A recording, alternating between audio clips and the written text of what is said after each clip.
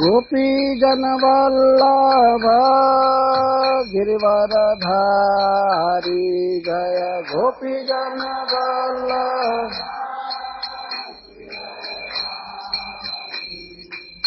यशोदानंदन व्रज जन रंजन यशोदानंदन। यमुना तीरा वनचारी यमुना तीरा। जय राधा माधव कुंज विहारी जय राधा माधव।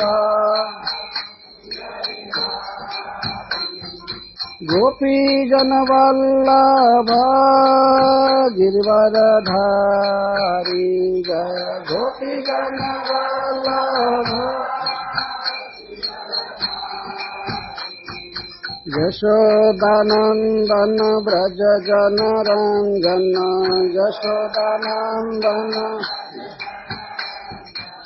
यमुना तीरा वनचारी यमुना तीरा वनचारी। जय राधा माधव कुंज विहारी जय राधा माधव।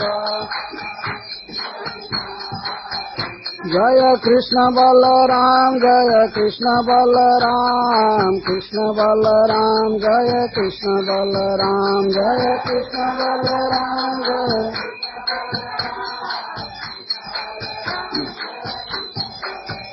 जय राधा श्याम सुंदर राधा श्याम सुंदर राधे जय राधा श्याम सुंदर राधा श्याम सुंदर। जय गौरनिताय जय गौरनिताय गौरनिताय जय गौरनिताय जय गौरनिताय जय।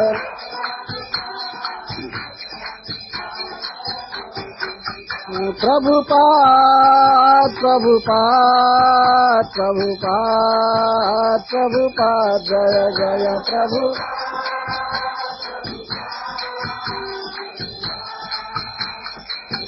जय जय प्रभुपाद प्रभुपाद प्रभुपाद प्रभुपाद जय जय प्रभुपाद प्रभुपाद।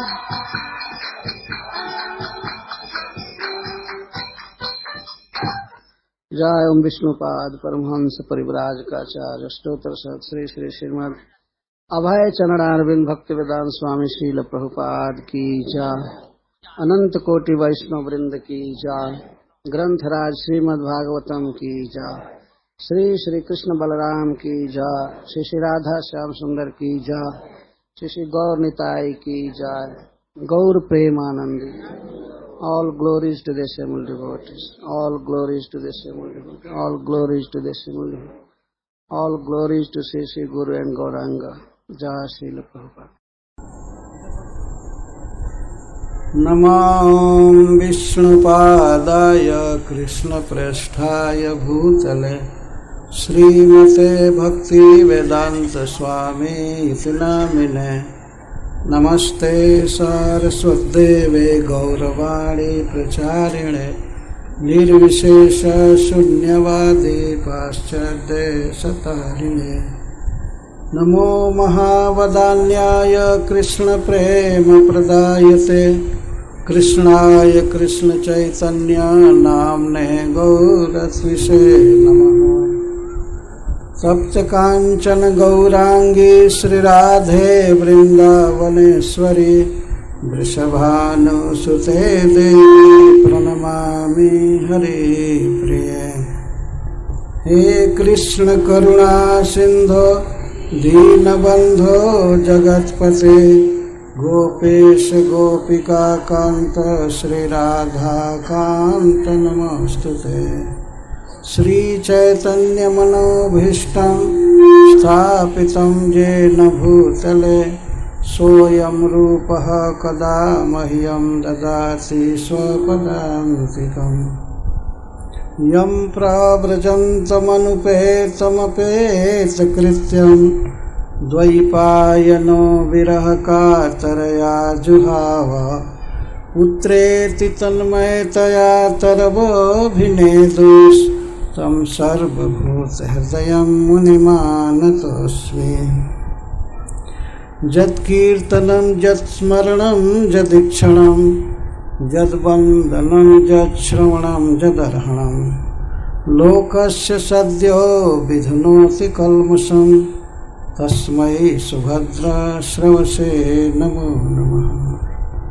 वाञ्छाकल्पतरुभ्यश्च कृपा सिन्धुभ्यैव च पतितानां पावनेभ्यो वैष्णवेभ्यो नमो नमः।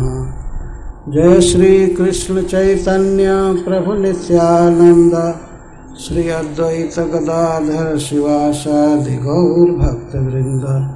हरे कृष्ण कृष्ण कृष्ण हरे हरे, हरे राम राम राम हरे हरे। ओम नमो भगवते वासुदेवाय।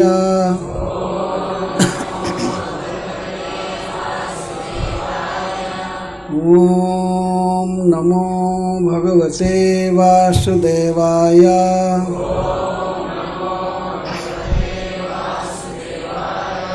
ओम नमो भगवते वासुदेवाय।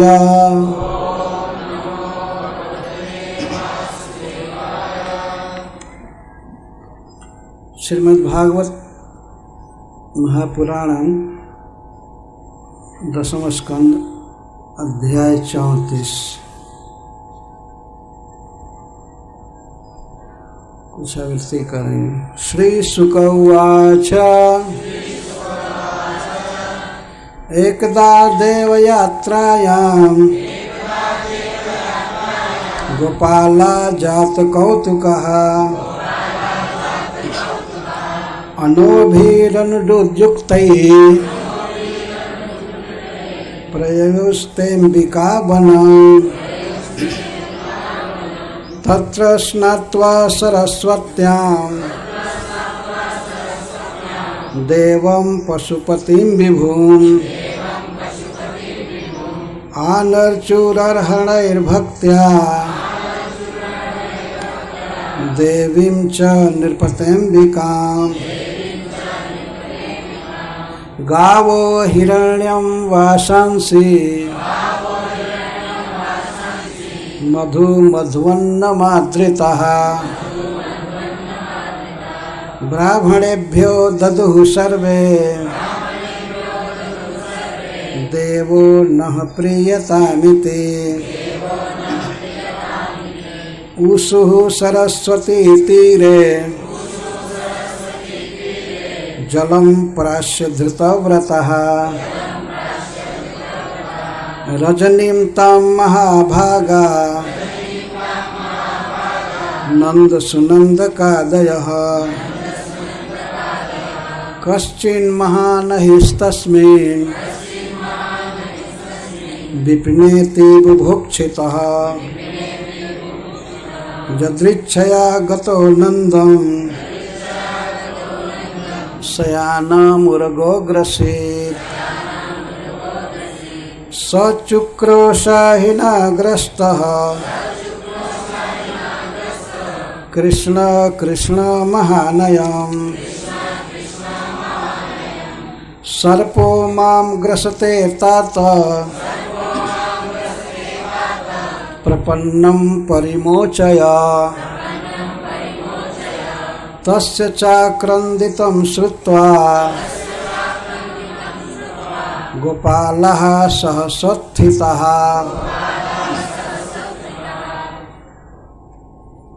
ग्रस्तं च दृष्ट्वा विभ्रान्तः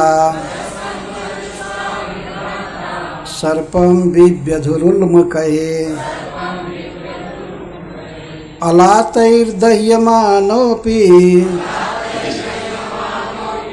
नामुञ्चत्तमुरङ्गमः तमस्पृशत्पदाभ्यत्य भगवान सात्वतां पतिः सवै भगवतः श्रीमत् पादस्पर्शहता शुभः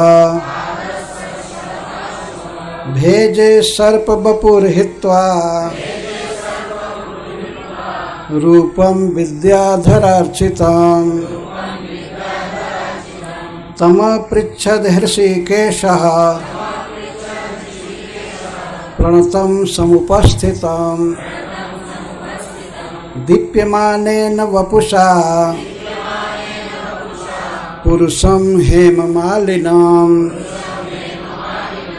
को भवान् परया लक्ष्म्या। सब लोग पुस्तक पर ही देखिए। को भवान् परया लक्ष्म्या रोचतेऽद्भुत दर्शनः कथं जुगुप्सितामेतां गतिं वा प्रापितो वशः। सर्प उवाच अहं विद्याधरः कश्चित् सुदर्शन इति श्रुतः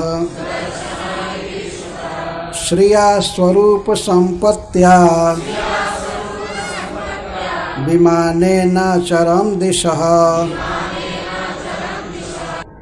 ऋषीन् विरूपान् अंगिरसः प्राह समरूपदर्पितः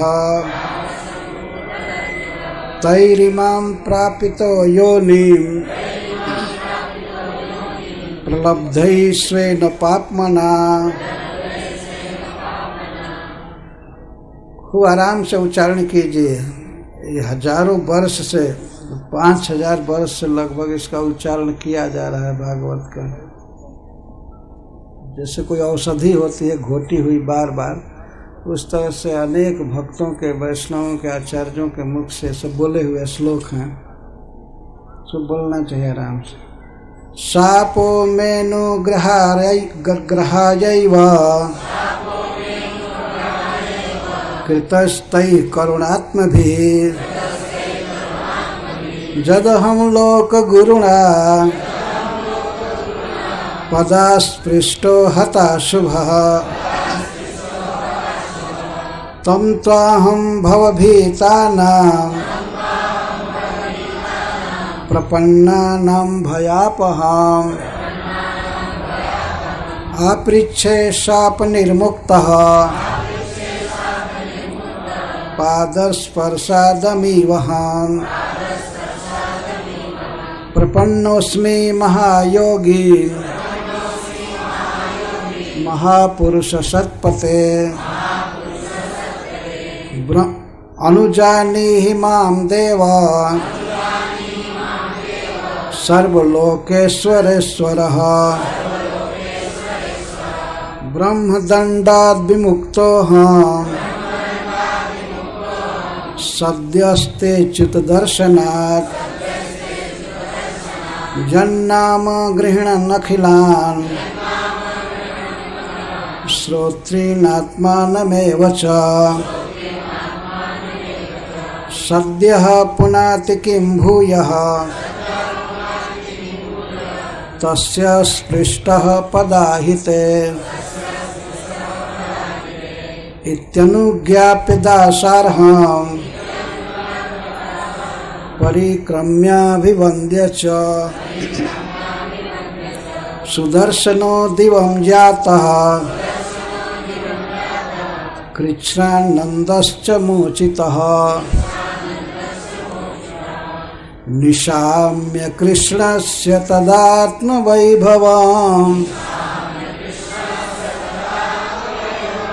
व्रजौकशो विस्मितचेतसस्ततः समाप्य तस्मिन् नियमं पुनर्व्रजम् नृपाययुस्तत् कथयन्त यादृतः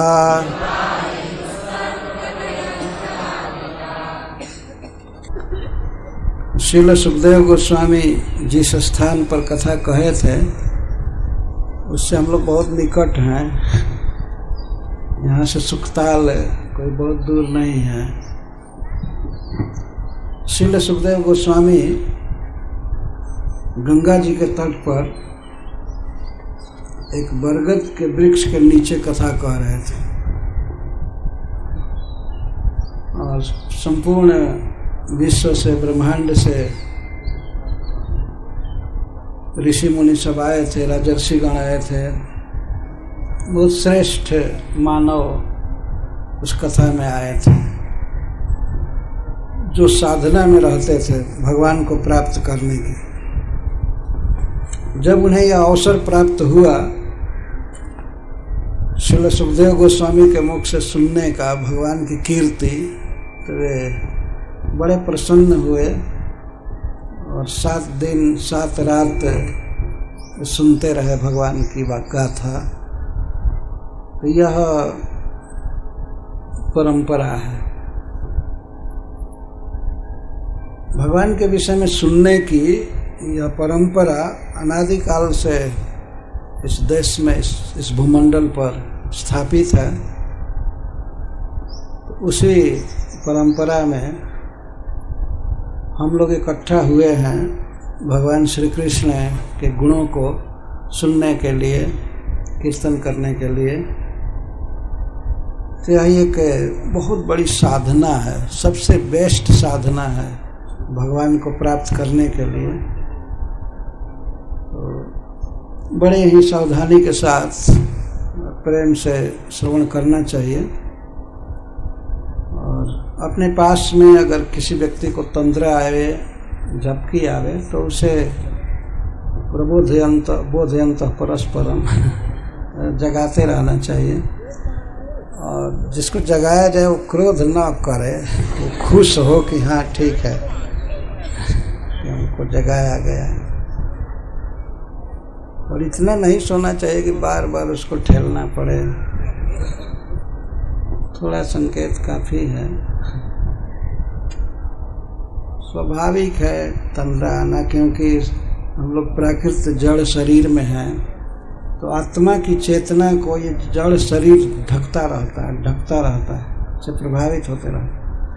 तो भगवान की कीर्ति को सुन करके हम तमोगुण से पार हो जाते हैं, रजोगुण से या सत्वगुण से भी पार हो जाते हैं। तो हम लोग ये साधना कर रहे हैं, अतः अपनी साधना में तत्परता से लगना चाहिए। इस स्थान पर गोलोक वृंदावन में श्री राधा माधव जी के चरण कमल में बैठकर उन्हीं की रासलीला का आस्वादन किया गया कई वर्ष तक। अब रासलीला के बाद श्रील सुखदेव गोस्वामी कथा कर रहे हैं, उनके मन में जो हुआ कहने का कहे। महाराज परीक्षित का इसमें कोई प्रश्न नहीं था। उन्होंने अंतिम प्रश्न किया था रासलीला के प्रसंग में कि भगवान ने ऐसा क्यों किया, लोक दृष्टि से पर स्त्रियों के साथ क्यों नृत्य किया, उनका स्पर्श किया।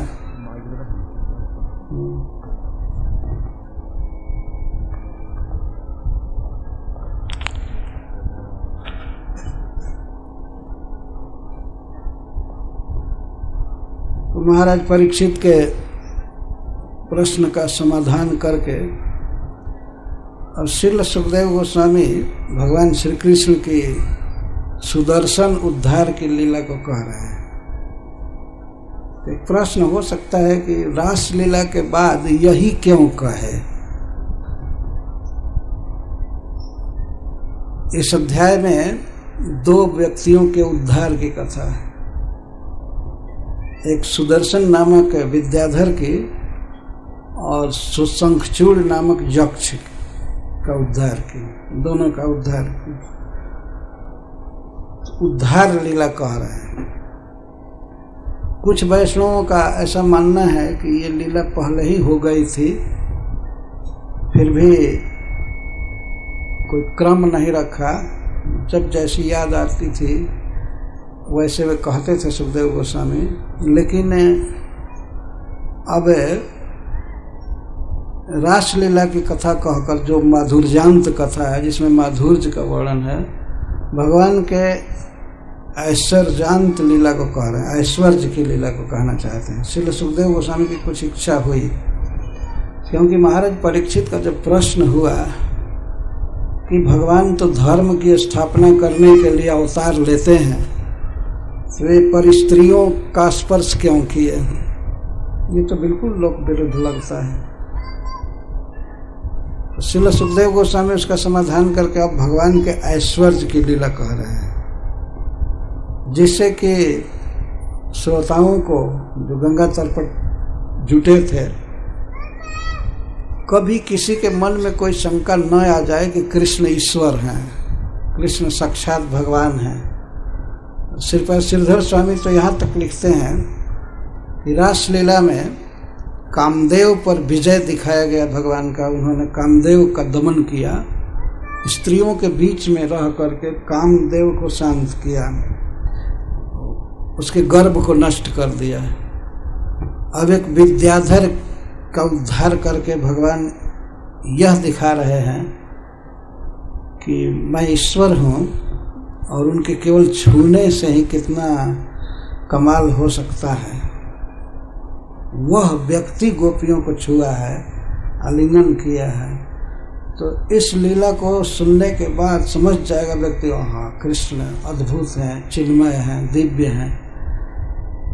उनकी जो माधुर्य की लीलाएं हैं वे भी कोई सामान्य लीला नहीं है, वास्तव में अत्यंत उच्चतम धरातल की लीलाएं हैं। श्रील सुखदेव गोस्वामी ने आवश्यकता समझ करके और इस लीला को कहना प्रारंभ किया। तो लीला इस तरह से है। एकदा जात कौतुकः गोपालः देवयात्रायां जात कौतुकः गोपालः अनुद्युद युक्त है अनोभि अंबिका बलम प्रयजु। एक बार की बात है, गोपालों के मन में इच्छा हुई देव यात्रा की। देव यात्रायाम, देव यात्रा का अर्थ है किसी देवता के उद्देश्य से उनके दर्शन के लिए जो यात्रा की जाती है उसको देव यात्रा कहते हैं।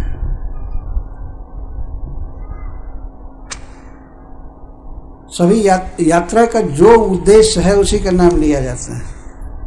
अब जैसे इस समय ट्रेन में, बस में लोग भरे जा रहे हैं, सब देव यात्रा नहीं है।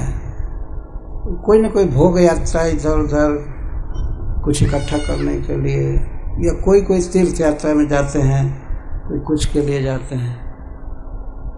एक गाय चराने वाले, गायों की रक्षा करने वाले गोपगण एक दिन देव यात्रा के लिए उत्सुक हो गए। जात कौतुक है। गोपालों में यह उत्सुकता कैसे आई कि अब अंबिका वन की यात्रा करनी चाहिए। अंबिका वन ब्रज में ही है। श्रीपाद सनातन गोस्वामी लिखते हैं यह वायव्य कोण में है और ब्रज के अंतर्गत है। सरस्वती नदी के तट पर यह अंबिका वन बसा हुआ है।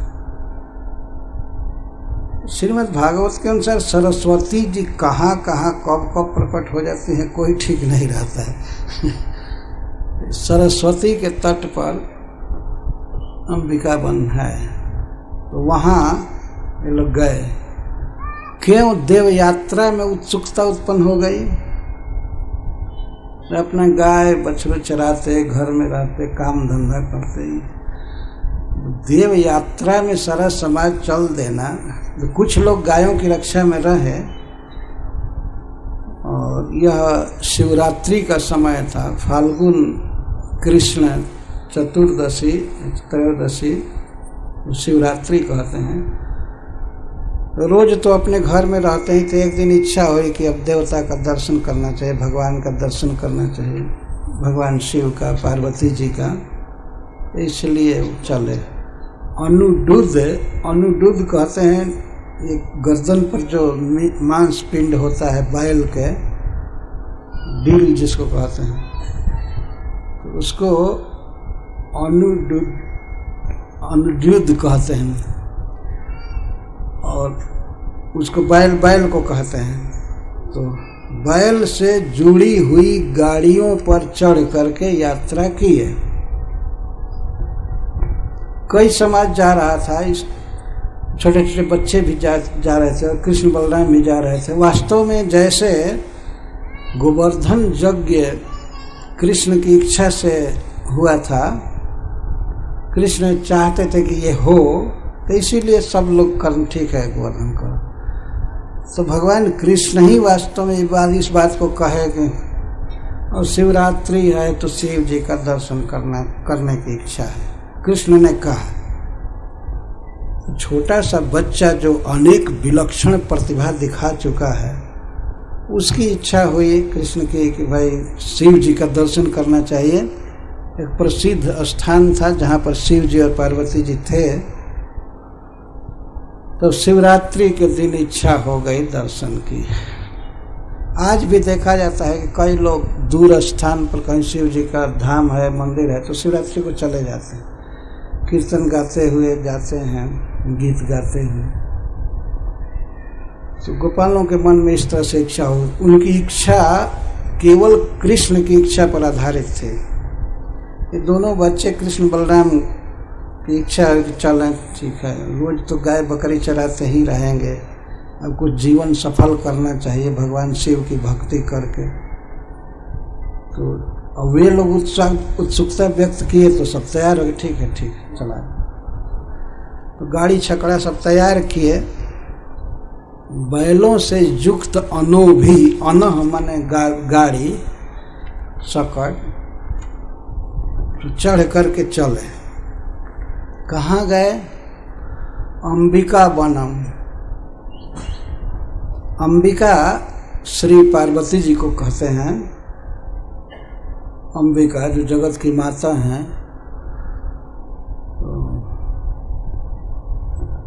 उसको अंबिका वन कहा जाता है, शिव वन नहीं कहा जाता है, क्योंकि उस धाम में माता पार्वती जी की ही प्रधानता होगी, ऐसा लगता है उस वन में। कहीं कहीं पर किसी किसी घर में पत्नी ही मालिक होती है, सब वही काम धंधा देखती है। शिव जी भी तो ऐसे भजन करते हैं, कोई काम धंधा देखते नहीं हैं। तो माता पार्वती को, अंबिका को ही सब करना पड़ता है, किसी को आशीर्वाद देना, वर देना, संभालना। और भगवान शिव ज़्यादातर तो जप में लगे रहते हैं। हरे कृष्णा कृष्णा कृष्णा हरे हरे, हरे राम राम राम हरे हरे। तो अंबिका बन गए गोप लोग। तत्र स्नात्वा सरस्वत्यां देवं पशुपतिं विभुं आनर्चुर अर्हणैर्भक्त्या देवीं च नृपतेम्बिकां। तत्र वहाँ जा करके उस दिन रात्रि के समय सब उपवास किए, और ठीक शिवरात्रि की रात्रि थी जब नंद बाबा को अजगर ग्रसा, और शिवरात्रि का दिन था, रात। यह नियम है तीर्थ यात्रा में जाने पर कि प्रथम दिन एक टाइम उपवास करना चाहिए, उस रात्रि को उपवास करना चाहिए। जब लोग पैदल जाते थे उस समय भी ये नियम था, जब पहुँचे तो उपवास करना चाहिए। बहुत पवित्र काम है तीर्थ में देवताओं का दर्शन करना, भगवान का दर्शन करना। तो पवित्र काम करने के लिए उपवास जरूरी होता है। ताम उपोष्य विभावरिम। ध्रुव महाराज भी जब पहुँचे बिठूर से मधुबन, तो प्रथम दिन कुछ भी नहीं खाए, कोई बेर फल आदि कुछ नहीं। ये लोग भी गए तो उपवास किए। तब स्नात्वा सरस्वत्यम, और सरस्वती में स्नान किए।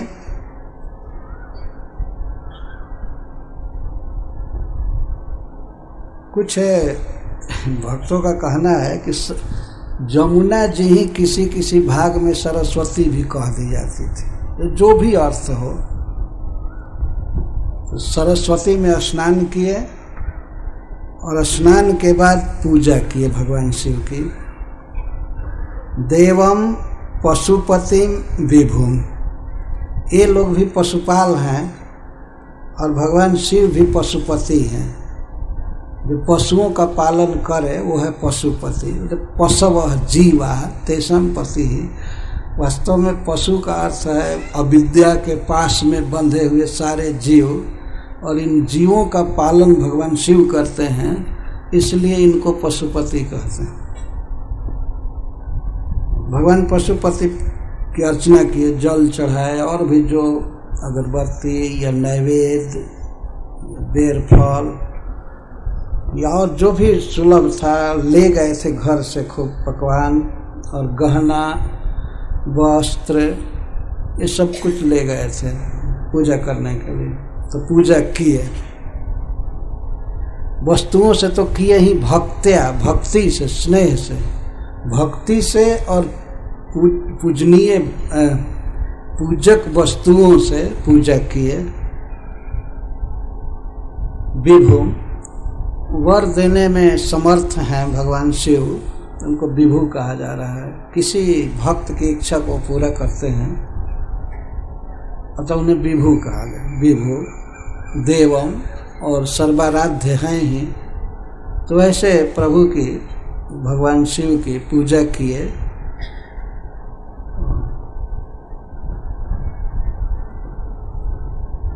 देवीम च नृपतंबिका, हे महाराज परीक्षित, भगवान शिव की पूजा किए और माता जी की भी पूजा किए। देवीम च, देवी जी की पूजा किए। कुछ नासमझ अज्ञ लोग ऐसा कहा करते हैं कि जो भगवान कृष्ण का भक्त है उसे किसी देवता की पूजा नहीं करनी चाहिए। खुद कृष्ण और कृष्ण के बाप कर रहे हैं यहाँ पर पूजा, नंद बाबा है ना। आप देखेंगे भागवत में नंद बाबा, सुनंद, उपनंद आदि गए थे। उपनंद महाराज तो घर पर थे। नंद बाबा के एक छोटे भाई थे, सुनंद नाम था उनका, वो साथ में गए थे। ये सब लोग पूजा किए। साफ सुखदेव गोस्वामी कह रहे हैं कि भगवान पशुपति की, शिव जी की पूजा किए और माता पार्वती जी की पूजा की।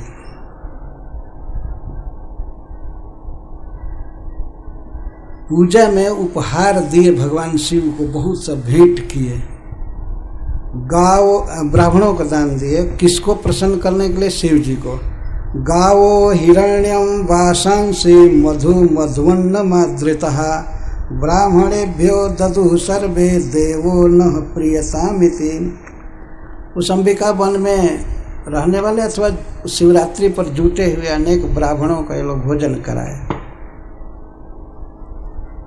क्या क्या दिए ब्राह्मणों को? देखिए, गावः, गौएं दान दिए। हिरण्यम, स्वर्ण दान दिए।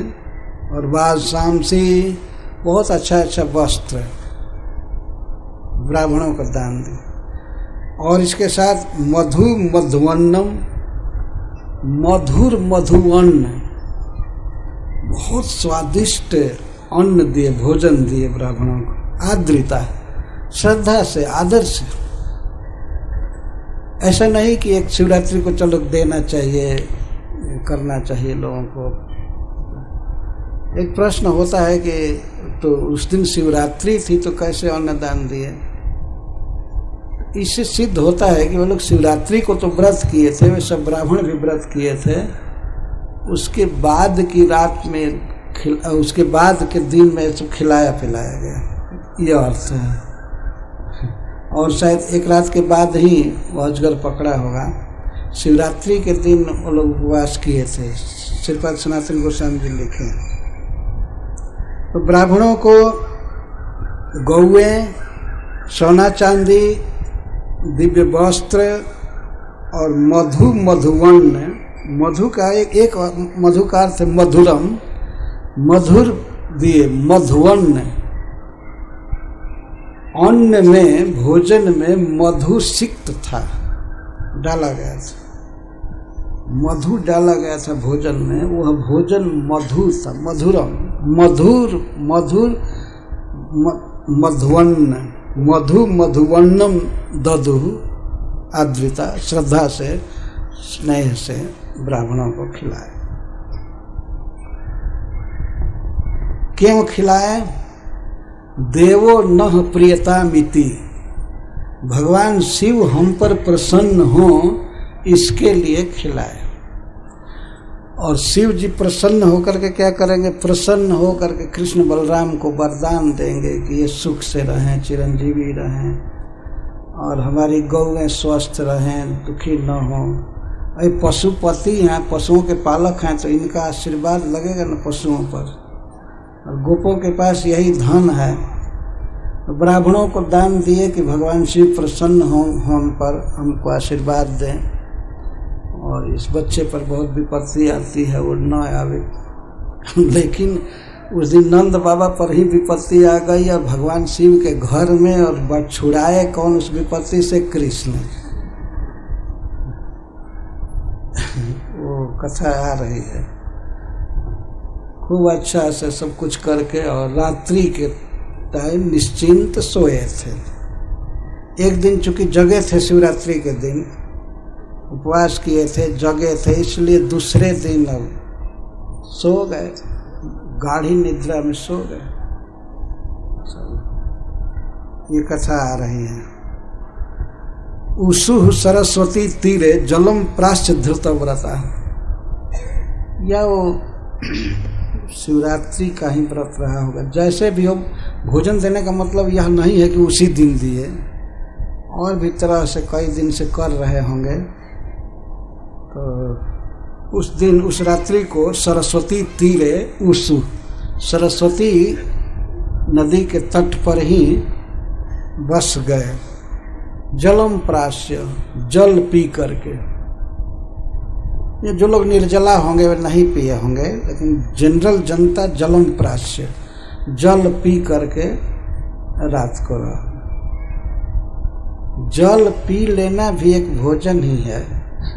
तो धृतव्रता, वे व्रत लिए थे उस दिन कुछ नहीं खाने का, इसलिए पानी भर पी करके रह गए। जलम प्राश्य, धृतव्रता। एक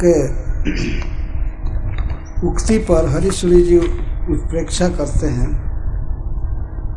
भगवान शिव के विषय में कहते हैं। भगवान शिव है क्या चीज किस लिए धारण करते हैं?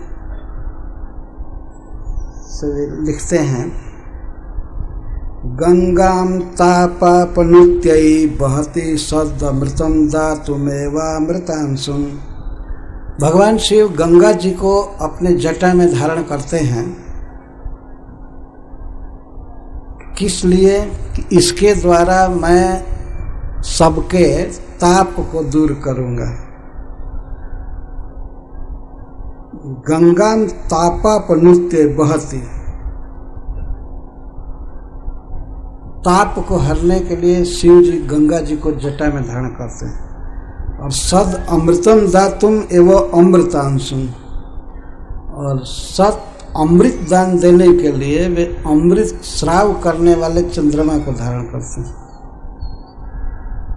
जो व्यक्ति शिव जी का आश्रय लेता है तो वह अमर जीवन प्राप्त करता है, कि स्वयं ही अमरनाथ हैं वे। तो चंद्रमा को धारण करते हैं अमृत देने के लिए, और गंगा जी को धारण करते हैं ताप दूर करने के लिए। कामम रामानुसंगम, और भक्तों की कामना को पूरा करने के लिए, काम को पूरा करने के लिए रामा को धारण करते हैं। श्री पार्वती जी को साथ में रखते हैं। रामानुसंगम जगति धनपतेर मित्रता अर्थ जातम, और भक्तों के अर्थ की इच्छा को, धन की इच्छा को पूरा करने के लिए धनपति से ही मित्रता रखें, कुबेर जी से मित्रता रखें। जितना देना हो शिव जी को, कुबेर जी प्रसन्न होते हैं देने में। ठीक है, देना है, देना है। वैसे वो अपने आप में सब सर्वसमर्थ हैं, लेकिन कभी इस तरह से कहता है कि जिस व्यक्ति को जो भी चाहिए तो शिव जी के पास प्राप्त होगा। धन चाहिए तो धनपति से ही मित्रता है। नित्यम स्वाभिष्ट दाता विषय दितुम अलम स्वम जने संकरत्व। भक्तों के सब प्रकार के अभीष्ट को पूरा करते रहते हैं और कल्याण करते हैं, इसीलिए तो वे शंकर उपाधि रखे हुए हैं। सम कर, सम माने शांति सुख और कर माने करने वाले, जो शांति देते हैं सुख देते हैं उनको शंकर कहते हैं। स्वयं नाम भी इसीलिए लिए हैं कि सब लोग उनकी शरण में आएंगे, उन्हें शांति मिलेगी, सुख मिलेगा। सत्यम धत्ते दयालु शिव पदम अपि जत पदेस्तु तत्पदेस्तु प्रणाम। शंकर भी उपाधि धारण किए हैं और शिव भी। शिव का अर्थ होता है शुभ है, मंगल।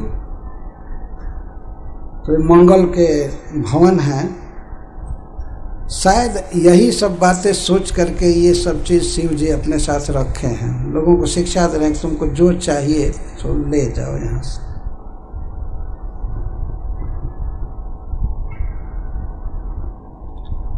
ये लोग गोपाल हैं, ब्रज के लोग, अतः गायों की रक्षा के लिए ये पशुपति को चुने बहुत अच्छा किए कि जो स्वयं पशुपति नहीं है वो गौओं के पालन में क्या सहायता करेगा।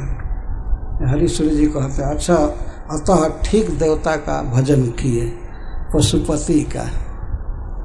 भगवान शिव के और भी बहुत से नाम हैं, लेकिन क्या बात है कि सुखदेव गोस्वामी पशुपति ही कहे कि पशुपति देव की आराधना की अंबिका वन में। तो पशु वृत्ति वाले गोपों के लिए बिल्कुल स्वाभाविक था। अपनी जाति के देवता का भजन किए। ये पशुपाल हैं और शिव जी पशुपति हैं, तो ठीक किए। अच्छा, एक बात और हरीश्वर जी कह रहे हैं कि माता पार्वती जी का जब भजन किए, पूजा किए, तो अरहण ही भक्ति से पूजन किए। स्नेह श्रद्धा थी माता पार्वती जी के प्रति। लेकिन भगवान शिव की पूजा किए तो अरहण ही, उसको वहाँ लेना पड़ेगा। अरहण मतलब बड़ा कीमती चीज शिव जी को अर्पित किया गया। और गावः हिरण्यम वा सांसी, ये सब दान दिए तो मना भी रहे हैं कि इससे भगवान शिव हम पर प्रसन्न हो। तो इसका मतलब कि पार्वती जी की पूजा के लिए कोई बहुत कीमती चीज नहीं चाहिए प्रसन्न करने के लिए, परंतु शिव जी प्रसन्न हो इसके लिए कुछ धन खर्च करना पड़ा है। गावो हिरण्यम वा सांस। तब हरीश्वर जी इस पर लिखते हैं कि जननी जनकौ समान रूपौ अपि माता निरुपाधिक प्रसादा जनको न तथैत्य बोधि नूनम गिरीश प्रीति करार्थ दान लेखा। यद्यपि जननी और जनक, माता और पिता, अपने संतान के प्रति बहुत ही दयालु होते हैं, लेकिन उसमें भी माता निरुपाधिक प्रसादा, माँ जो होती है निरुपाधिक प्रसादा होती है। वो किसी उपाधि से प्रसन्न नहीं होती, अपने आप स्वाभाविक संबंध से ही प्रसन्न हो जाती है। माँ नहीं अपेक्षा करती है कि बेटा हमको हिरण्यम वा सांसिया दिला करके दे तब प्रसन्न होगी। तो पिता कुछ अपेक्षा रखता है कि बेटा बड़ा हुआ कमा करके लावे, लेकिन माँ तो हमेशा ही बच्चे से प्रेम करते, अपने पुत्र से प्रेम करती।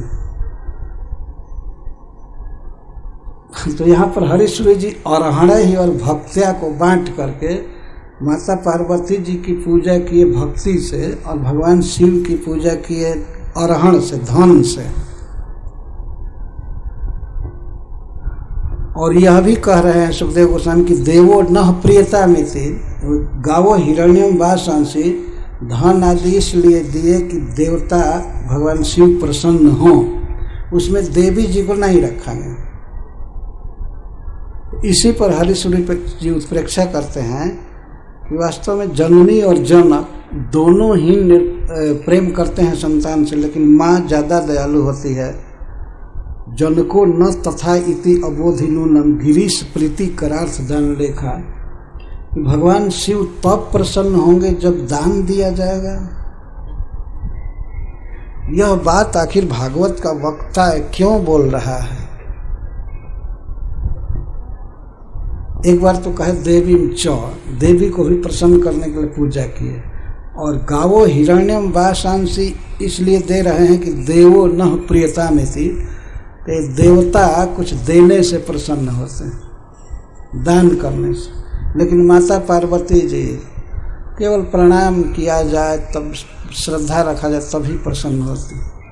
जैसे माँ अपने पुत्र से कोई अपेक्षा नहीं करती है, वो सहज प्रेम करती है, लेकिन पिताजी दान ले खाते हैं, वो चाहते हैं कि कुछ मिले तब प्रसन्न होंगे। देवो न प्रियता में। कहाँ कहाँ से भक्त लोग खोज निकालते हैं, और शब्द है ऐसा। और सुखदेव गोस्वामी भी आखिर सामान्य वक्ता तो है नहीं। गाओ हिरण्यम वांशांसी दिए, ब्राह्मणों को भोजन दिए कि इसलिए कि देवता प्रसन्न हों।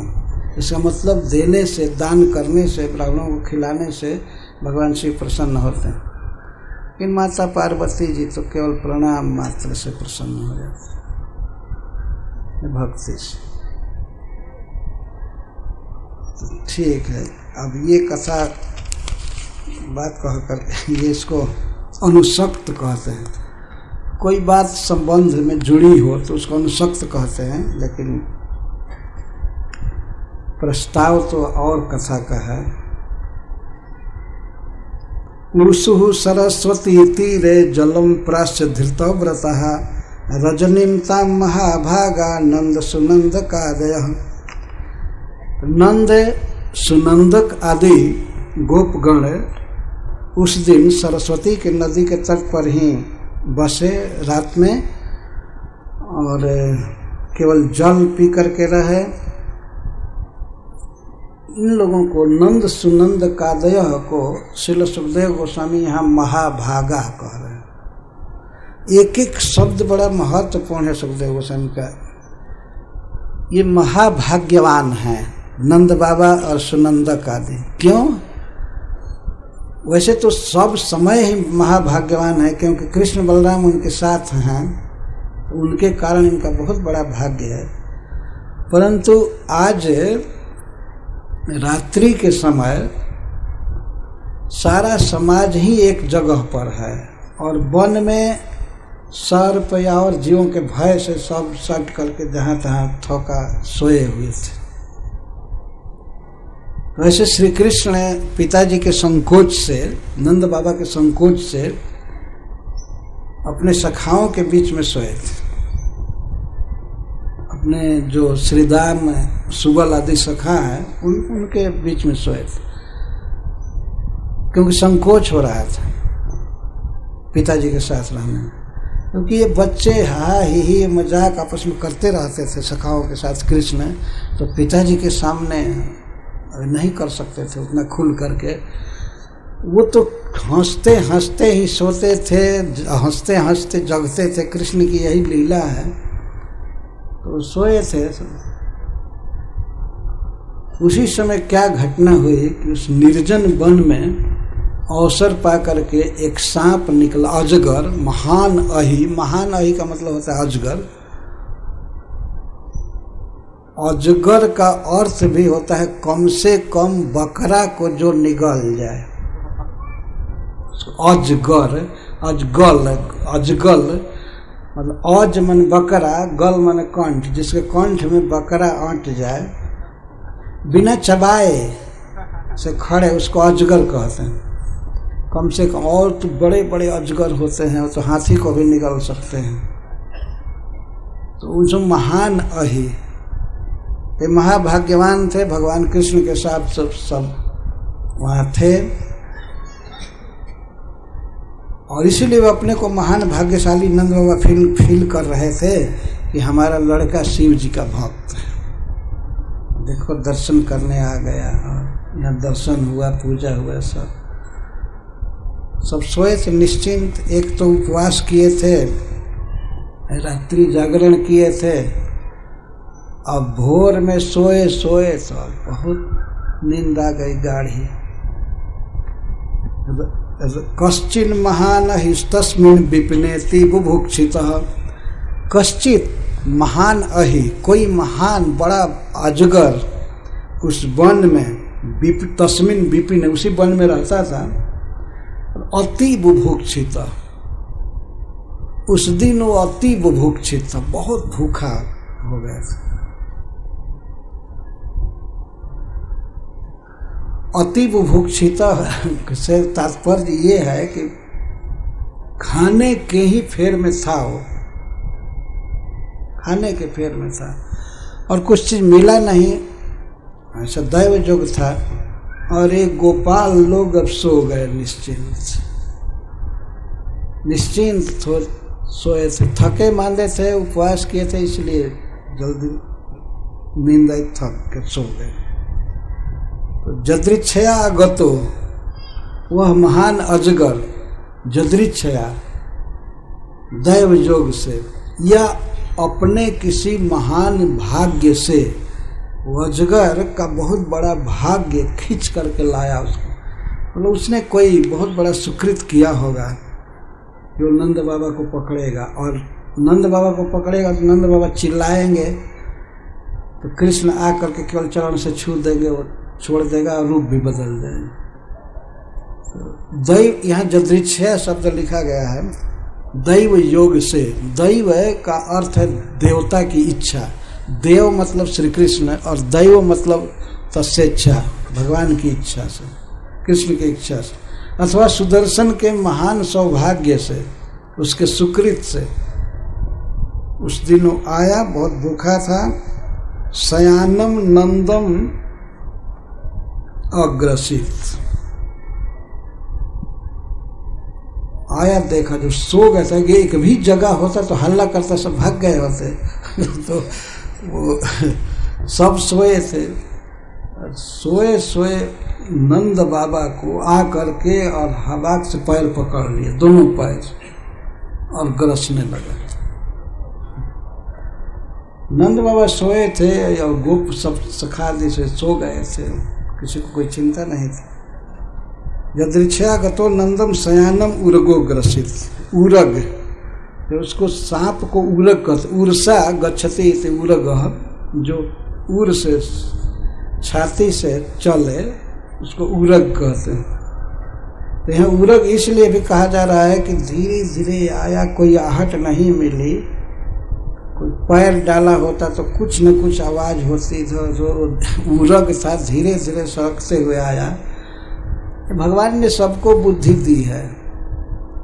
वृंदावन में हम देखते हैं वानरों को, कोई ट्रेनिंग नहीं दी गई है उनको, लेकिन वो जान जाते हैं कि ये फल बेचने वाला इस समय असावधान है, या इस समय इस व्यक्ति का घर खुला है, वो ले ही लेते हैं, कोई ना कोई सामान ले लेते हैं, इतनी बुद्धि है। तो उरग, उस अजगर को भी ध्यान था कि अब सब नाच गान तमाशा कीर्तन पूरा हो चुका है और ये लोग अब सो रहे हैं।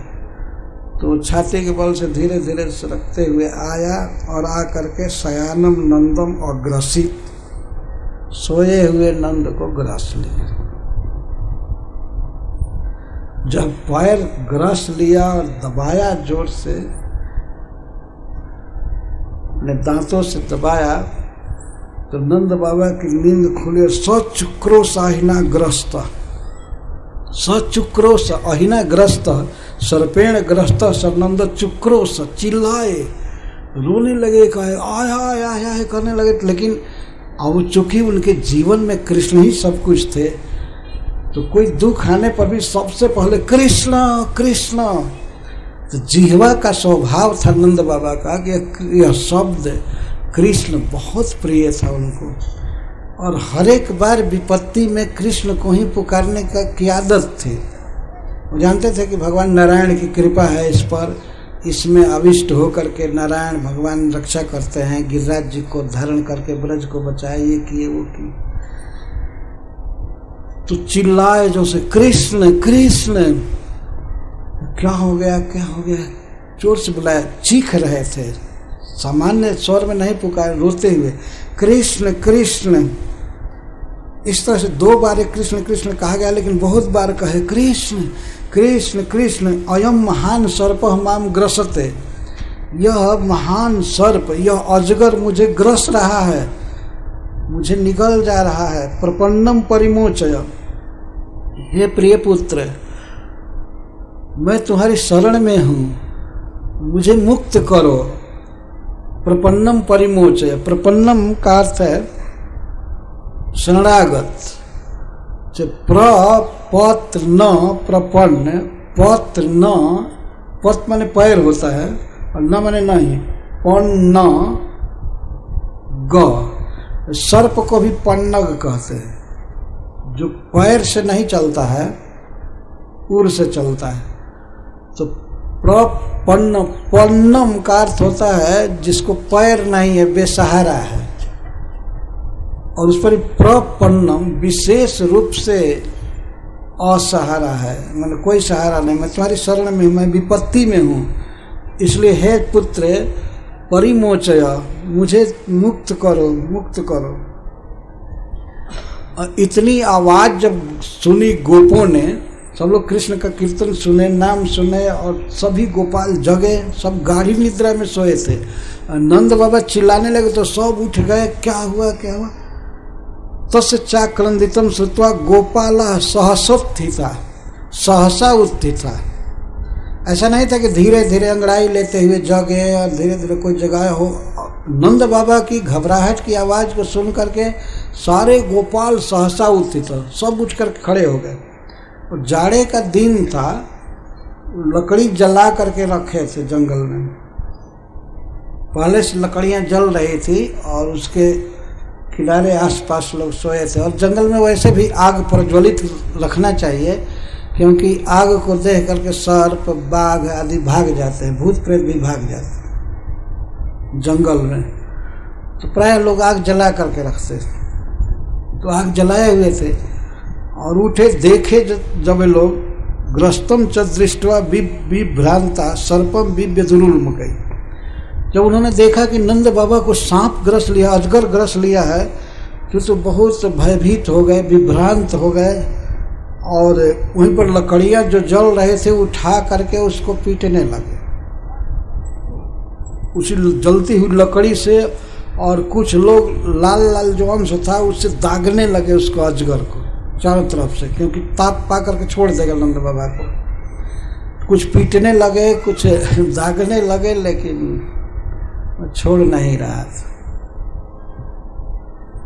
अजगर ऐसा था, वो भी जिद्दी कि छोड़ा नहीं। ग्रस्तम च दृष्ट्वा विभ्रांता सर्पम विव्यधु उल्मुकै। उल्मुख मतलब जलते हुए काष्ठ से, तो आधा जला हो, किनारे का जला हो, उसे दागने लगे, चारों तरफ से मारने लगे, लेकिन नहीं छोड़ा। अलातैर्दह्यमानो पीर्णा मुंचत्तमुरंगमः। अलातैर्दह्यमाना, लुकाठियों से दागने के बाद भी वो अजगर नंद बाबा को छोड़ा नहीं। तम न अमुंचत, नंद बाबा को छोड़ा नहीं। कम से कम सबको सहायता करनी चाहिए, सबको लुकाठी ले लेकर सांप को मारना चाहिए, सोना नहीं चाहिए। वह सब लोग जग गए थे।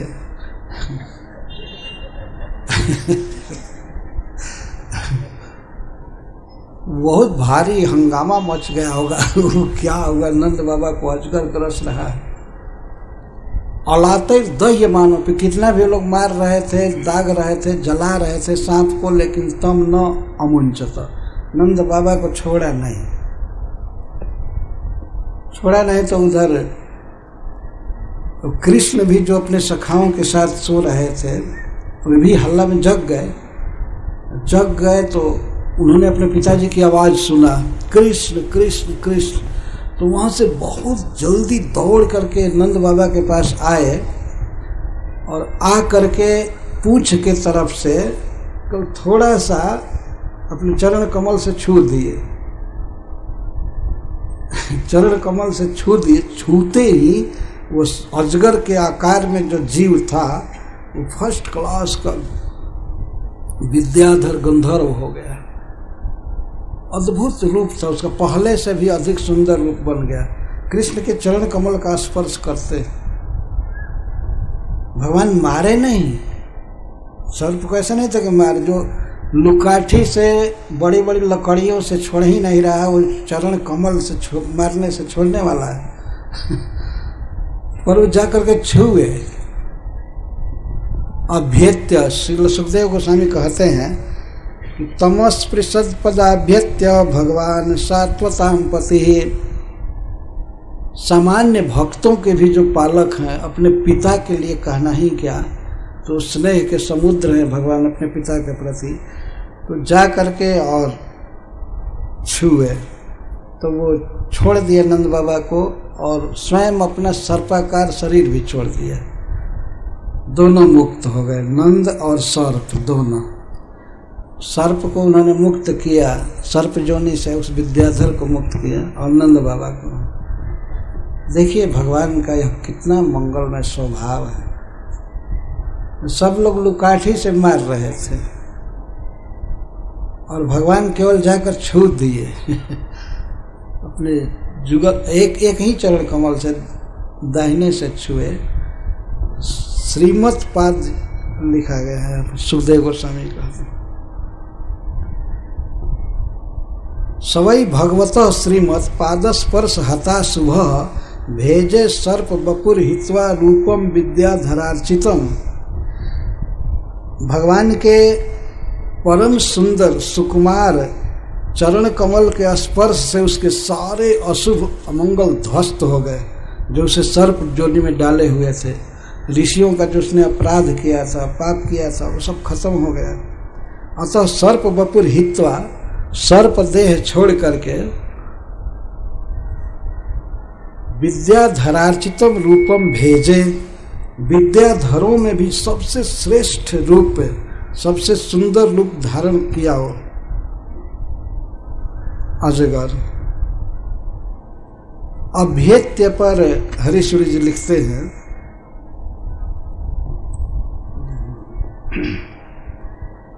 अनेक गोपाल, पहले कहते हैं अघात समुद्धृता जेन पशुपः पशवोपि सह तद्ग्रस्तम तातमाश्रित्य कथम न स्यात् त्वरयान्वित।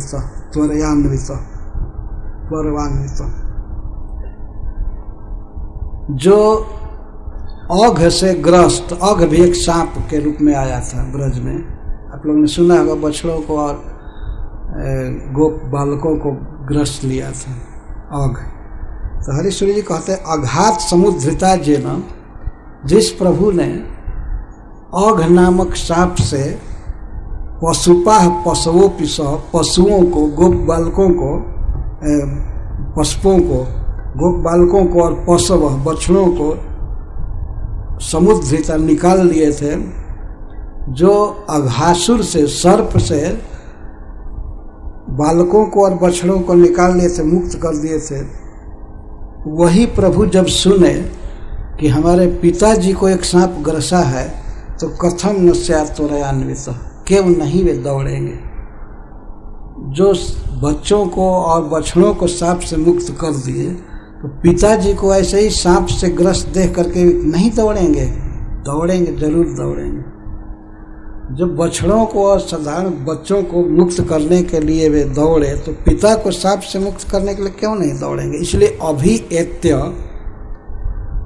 इसमें श्रील सुखदेव गोस्वामी बोलते अभ्यत्य। अभ्यत्य का अर्थ है बहुत शीघ्रता से अपने पिता की तरफ आए और आ करके उसको छुए, सर्प को।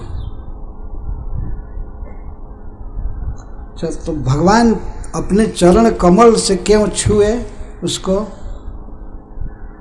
क्यों मारे, मारना ही अर्थ ले लीजिए, क्यों मारे अपने चरण कमल से।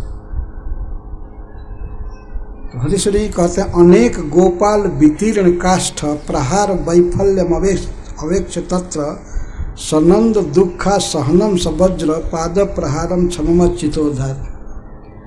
भगवान अच्युत ने देखा कि अनेक गोपाल बड़ी बड़ी लकड़ियों से मार रहे हैं उसको काष्ठ प्रहार से और वो नहीं छोड़ रहा है, तो भगवान ने सोचा कि अब किसी साधारण अस्त्र से नहीं छोड़ेगा, अतः वे अपने वज्र युक्त चरणों को ले जाकर के मारे। कितनी सुंदर उपेक्षा है वास्तव। भगवान के चरण में वज्र का चिन्ह है। जब लकड़ियों के मारने से नहीं छोड़ रहा है तो अभी कैसे छोड़ेगा, इसलिए ले जाकर के वज्र ही हन दिया, तो ठीक किया। क्षमम अचितो तत् सवज्र पाद प्रहारम क्षमम अचितो आधार। क्या ये भगवान मन में नहीं सोचे होंगे? सही बात लिख रहे। सवज्र चरण से छुए, इसका मतलब कि अनेक गोपाल वितीर्ण काष्ठ प्रहार वैफल्यम अवेक्ष तत्र। भगवान ने देखा कि अनेक गोपालों का ये काष्ठ प्रहार विफल जा रहा है। अनेक तरह से अनेक गोपाल पीट रहे थे, उसको दाग रहे थे, नहीं छोड़ रहा था, इसलिए अब वज्र से छोड़ेगा। अतः वज्र युक्त चरण ले जा करके मारे या सटाए और छोड़ दिए। एक और बात कहते, अहि हति पविना सुलभा हरे रजनी पूर्व मिहापी तथोचिता। भगवान ने विचार किया कि पूर्व काल में अहि को, वृत्रासुर को हरि ने, इंद्र ने वज्र से मारा था। ऐसे बारंबार वृत्रासुर को अहि कहा गया है भागवत में, मतलब सर्प। सर्प के रूप में वो ग्रस लिया था इंद्र को और हाथी को भी वृत्रासुर, इसलिए उनको बार बार अहि कहा गया है, सर्प कहा गया है वृत्रासुर को। तो भगवान ने सोचा कि पहले एक सांप हुआ था, उसको हरि ने वज्र से मारा था, तो इसीलिए ये हरि भी अब वज्र चला रहे हैं इस सांप पर। इस सांप पर ये हरि भी वज्र चला रहे। चरण में वज्र है, वज्र अंकुश ध्वज आदि का चिन्ह है भगवान के चरण में, इसलिए उस हरि ने वृत्रासुर का वध वज्र से किया था। तो अतः इस ये हरि भी जो असली हरि हैं, ये भी अब इस सर्प को मारने के लिए वज्र चला रहे। अहि हति पविना सुलभा हरे अजनी पूर्वम इहापि तथोचिता इति विचिंत हरिस्तम अहि द्रुतम पवि पदेन जघान किम। क्या यही सोच करके भगवान पवि पदेन वज्र युक्त चरण से इस अजगर को मारे? किम, क्या ये सोच करके मारे? जो भी हो, ये बहुत सुंदर उत्प्रेक्षा है। भगवान के चरण कमल का ध्यान होता है।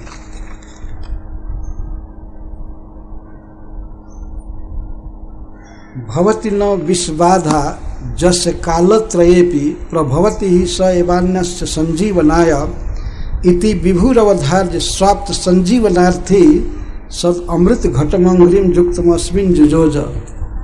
भगवान श्री कृष्ण के चरण कमल में एक घट का चिन्ह है, अमृत से भरा हुआ घट, घड़े का चिन्ह है, जो वो अमृत से भरा हुआ है। तो भगवान ने अपने चरण से इस घड़े का प्रयोग क्यों किया अजगर के लिए या नंद बाबा के लिए, इस पर हरीश्वर जी कहते हैं। भवति नो विश्वाधा जस्य कालत्रयेपि, जिस व्यक्ति को कभी भी तीनों काल में विष बाधा नहीं होती है, वही व्यक्ति अन्य से दूसरे के लिए संजीवन का काम कर सकता है, उसको जिला सकता है, दीर्घजीवी बना सकता है या विपत्ति से मुक्त कर सकता है। इति विभु अवधार्य, ऐसा सोच करके भगवान ने अपने चरण कमल का प्रयोग किया नंद को मुक्त करने के लिए।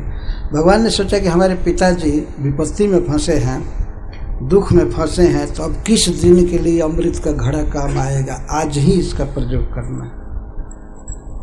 तो अमृत का घड़ा संजीवन आया, अपने पिता के संजीवन के लिए श्री कृष्ण ने प्रयोग किया। इस तरह भगवान के चरण में अमृत घट है, उसका प्रयोग किया किसके लिए? नंद बाबा के जीवन के लिए। तो विषैला सांप पकड़ लिया था तो मर गए होते। तो अच्छा उत्प्रेक्षा है कि भगवान के चरण में अमृत पात्र है, अतः नंद बाबा के जीवन के लिए उन्होंने उसका उपयोग किया। सद दुर्लभम पद्महम निजम अर्पयामि तस्मै विपत स्थिति जुषे द्विषते पितेस्तोषात् यह सम्मुखी कृत मदिष्ट जनस्त्वी से नाबोध ताद्रिक है दत्ता पदम स्वम। भगवान एक सिद्धांत यहाँ कह रहे हैं। भगवान उस शत्रु को या उस सर्प को अपना चरण कमल क्यों दिए, इस पर एक कहते हैं कि जो विपत स्थिति में है और द्रोह भी करता है। विपत स्थिति मतलब जिसको पैर नहीं है उसको विपत स्थिति वो सर्प के लिए कह रहे। एक तो बेचारा वो भी विपत में था, ब्राह्मणों का साप था उससे विपत में था, और दूसरे सचमुच पैर नहीं था उसको, विपत विगत पथ, तो विपत में वो था और दुष्टता कर रहा था। नंद बाबा पकड़ा, लेकिन भगवान इसका सिद्धांत है कि जो उनके भक्तों के सम्मुख अपना मुख करता है, भक्त ऐसे प्रेम करता है, भक्त के सम्मुख होता है, तो कुछ भी हो, वो चाहे शत्रु हो, विपत स्थिति में हो, कुछ भी हो, उसको भगवान अपना चरण कमल देते ही। क्यों? किसी भक्त के सामने वो है तब। तो नंद बाबा के सामने ही था, चरण ही पकड़ा था, विमुख नहीं था ना, सम्मुख था वो। तो किसी भक्त के सम्मुख कोई होता है तो उसका उद्धार भगवान करते हैं। ये तो साक्षात भगवान के पिता के सम्मुख था, तो क्यों नहीं भगवान अपना चरण देंगे। तो चरण ले जा करके दिए, बहुत अच्छा किए।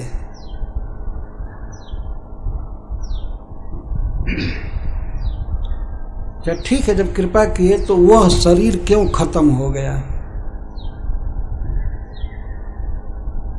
वह शरीर उसका खत्म क्यों हो गया। सर्प बपुर हित्वा विद्याधरोचितम रूपम भेजे, शरीर का विनाश भगवान ने क्यों किया उसका, इस पर कहते हैं कि अजगर का शरीर भगवान के चरण कमल के स्पर्श से विनष्ट हो गया।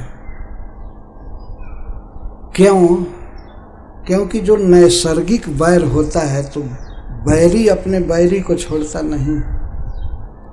भगवान के चरण कमल में ध्वज का चिन्ह है, और भगवान को गरुड़ ध्वज कहते भी हैं, गरुड़ ध्वज। तो ध्वज भी गरुड़ जी का काम कर रहा था, हरीश्वरी जी कहते हैं। सर्प में और गरुड़ जी में जन्मजात या नैसर्गिक वैर है।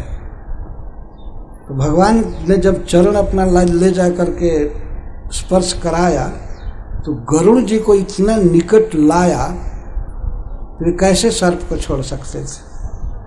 गरुड़ ध्वज जब गया, ध्वज तो ध्वज में ही वो भी बात है कि जो गरुड़ जी में वैर है सर्पों के प्रति, तो ध्वज में भी वही बात है। तो ध्वज भगवान के चरण कमल में ध्वज भी है, वो ले गए चरण कमल, सांप खत्म हो गया। नैसर्गिक वैर है गरुड़ जी में और सर्प में। तो ये उत्प्रेक्षा करते शायद वो ध्वज के पास जाते ही, ध्वज को चरण में जो ध्वज है उसको ले जाते ही सांप विनष्ट हो गया। तारक्षा ध्वजस्य चरणों पे सध्वजोजत, और मित्रारि तुल्य दृक्त्वम स्वम दर्शयन अहिनंदयो विपज्जुषो रदा तुल्यम पदस्पर्शात सुखश्रियम। भगवान श्री कृष्ण ये अपने स्वभाव को दिखा रहे हैं कि मेरे लिए कोई मित्र है न कोई शत्रु है, मित्र और शत्रु दोनों के प्रति मेरी समान दृष्टि है। वास्तव में भगवान ऐसे हैं। एक के तो पुत्र ही हैं नंद बाबा के, तो वो मान लीजिए मित्र हुए नंद बाबा, और सर्प अजगर वो अरी हुआ शत्रु, लेकिन दोनों का उद्धार भगवान ने किया। नंद बाबा का उद्धार किया अजगर से, और अजगर का उद्धार किया उस सर्प जोनी से, उसको दिव्य रूप दिया। तो भगवान अपने इस स्वभाव को प्रदर्शित कर रहे हैं कि मैं शत्रु और मित्र दोनों में तुल्य दृष्टि रखा हूं। दोनों विपत में थे। नंद बाबा तो विपत में तो पैर ही पकड़ लिया था। नंद बाबा का दोनों पैर पकड़ लिया, तो बिना पैर के तो हुए। वैसे विपत माने डेंजरस स्थिति, लेकिन विपत मतलब बिना पैर के। जिस व्यक्ति को पैर न हो तो वो वास्तव में विपत में है। बिना पैर को चल नहीं सकता, शरीर खड़ा नहीं कर सकता। तो दोनों विपत में थे। प्रकट रूप से भी नंद बाबा के दोनों पैर पकड़े गए थे, और अजगर बिना पैर के है ही। ये शारीरिक अर्थ से कर रहे हैं। विपत जुसर दोनों विपत्ति में हैं। और दूसरी विपत्ति में है कि ये तो पकड़े गए हैं, इनको जान जाने की नौबत है, और वो ब्रह्मदंड से सर्प जोनि में आया हुआ है, वो भी विपत्ति में है।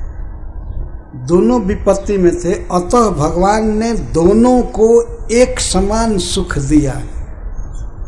नंद बाबा को छुड़ा लिया और उसको भी सर्प शरीर से छुड़ा लिया, मुक्त कर दिया। भगवान की ये सब लीलाएं उनके सहज स्वभाव को सिद्ध करती हैं। इस संसार में आदमी पड़ा हुआ रहता है, मेरा मित्र है, मेरा शत्रु है, ये पुकारे पिताजी, पर जा करके देखा जाए तो नंद बाबा से भी ज्यादा उपकार भगवान ने उस सर्प का किया। उसको तो सर्प शरीर से मुक्त करके विद्याधर बना दिया। यह है भगवान का सहज प्रभाव। उनके शरीर का ये स्वभाव हो, केवल छू जाए तो वो अद्भुत कार्य करता है। उस स्वरूप का केवल चिंतन मन में हो तो वह जीवन का सारा दुख हर लेता है, जीवन को दिव्य बना देता है। अरे उनके रूप की बात तो अलग रहे, उनका नाम एक बार बोलने पर सारी सद्गति देता है, सब विपत्तियों से मुक्त कर देता है। उन प्रभु के विषय में क्या कहना है। तो साक्षात अपने चरण कमल से भी छुए थे सर्प को, साक्षात छुए थे। तो मित्रार तुल्य दृक्त्वम, भगवान समदर्शी है।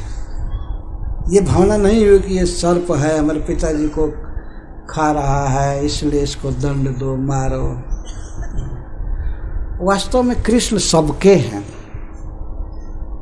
कोई ऐसा नहीं है जिसका संबंध कृष्ण से न हो। तो कृष्ण चाहे जिस भी लीला में हो, पर अपने स्वभाव से वे दूर नहीं हो सकते। इसीलिए यहाँ पर जो श्रील सुखदेव गोस्वामी बोल रहे हैं, तो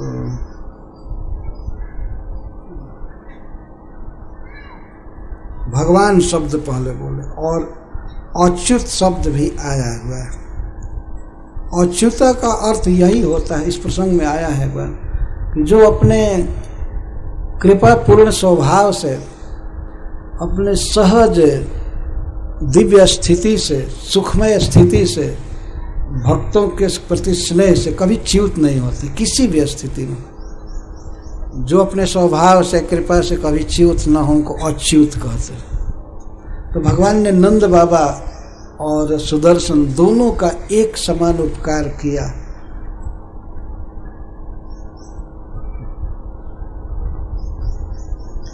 जावन, अब ये कहते हैं कि नंद बाबा को यहाँ ला करके अजगर से पकड़वाने के पीछे भगवान की लीला का क्या उद्देश्य था। जो कुछ भी हुआ है बिना कृष्ण की इच्छा के तो हो नहीं सकता है, लेकिन यहाँ पर और सोई हुई अवस्था में नंद बाबा को सांप से पकड़वाना और उनके द्वारा कृष्ण नाम का पुकार और इसके बाद जा करके मुक्त करना, इस लीला के पीछे भगवान का कुछ खास संकेत भी है। उसमें यह भी है, एक संकेत करते हैं, जावन निःशेष माया रजनी निरसनम जायते सेवते यह तावद भूयो निगृह इंद्रिय गणम अमृतम ब्रह्म सारस्वतम सह न स्यात् क्रुध्यत कृतांतोलग मुखपतितो जातु जातोप्यबाध तस्मान मुक्तश्च शीघ्रम हरिगुरु कृपया स्याद इति प्रोह्यमस्मात्।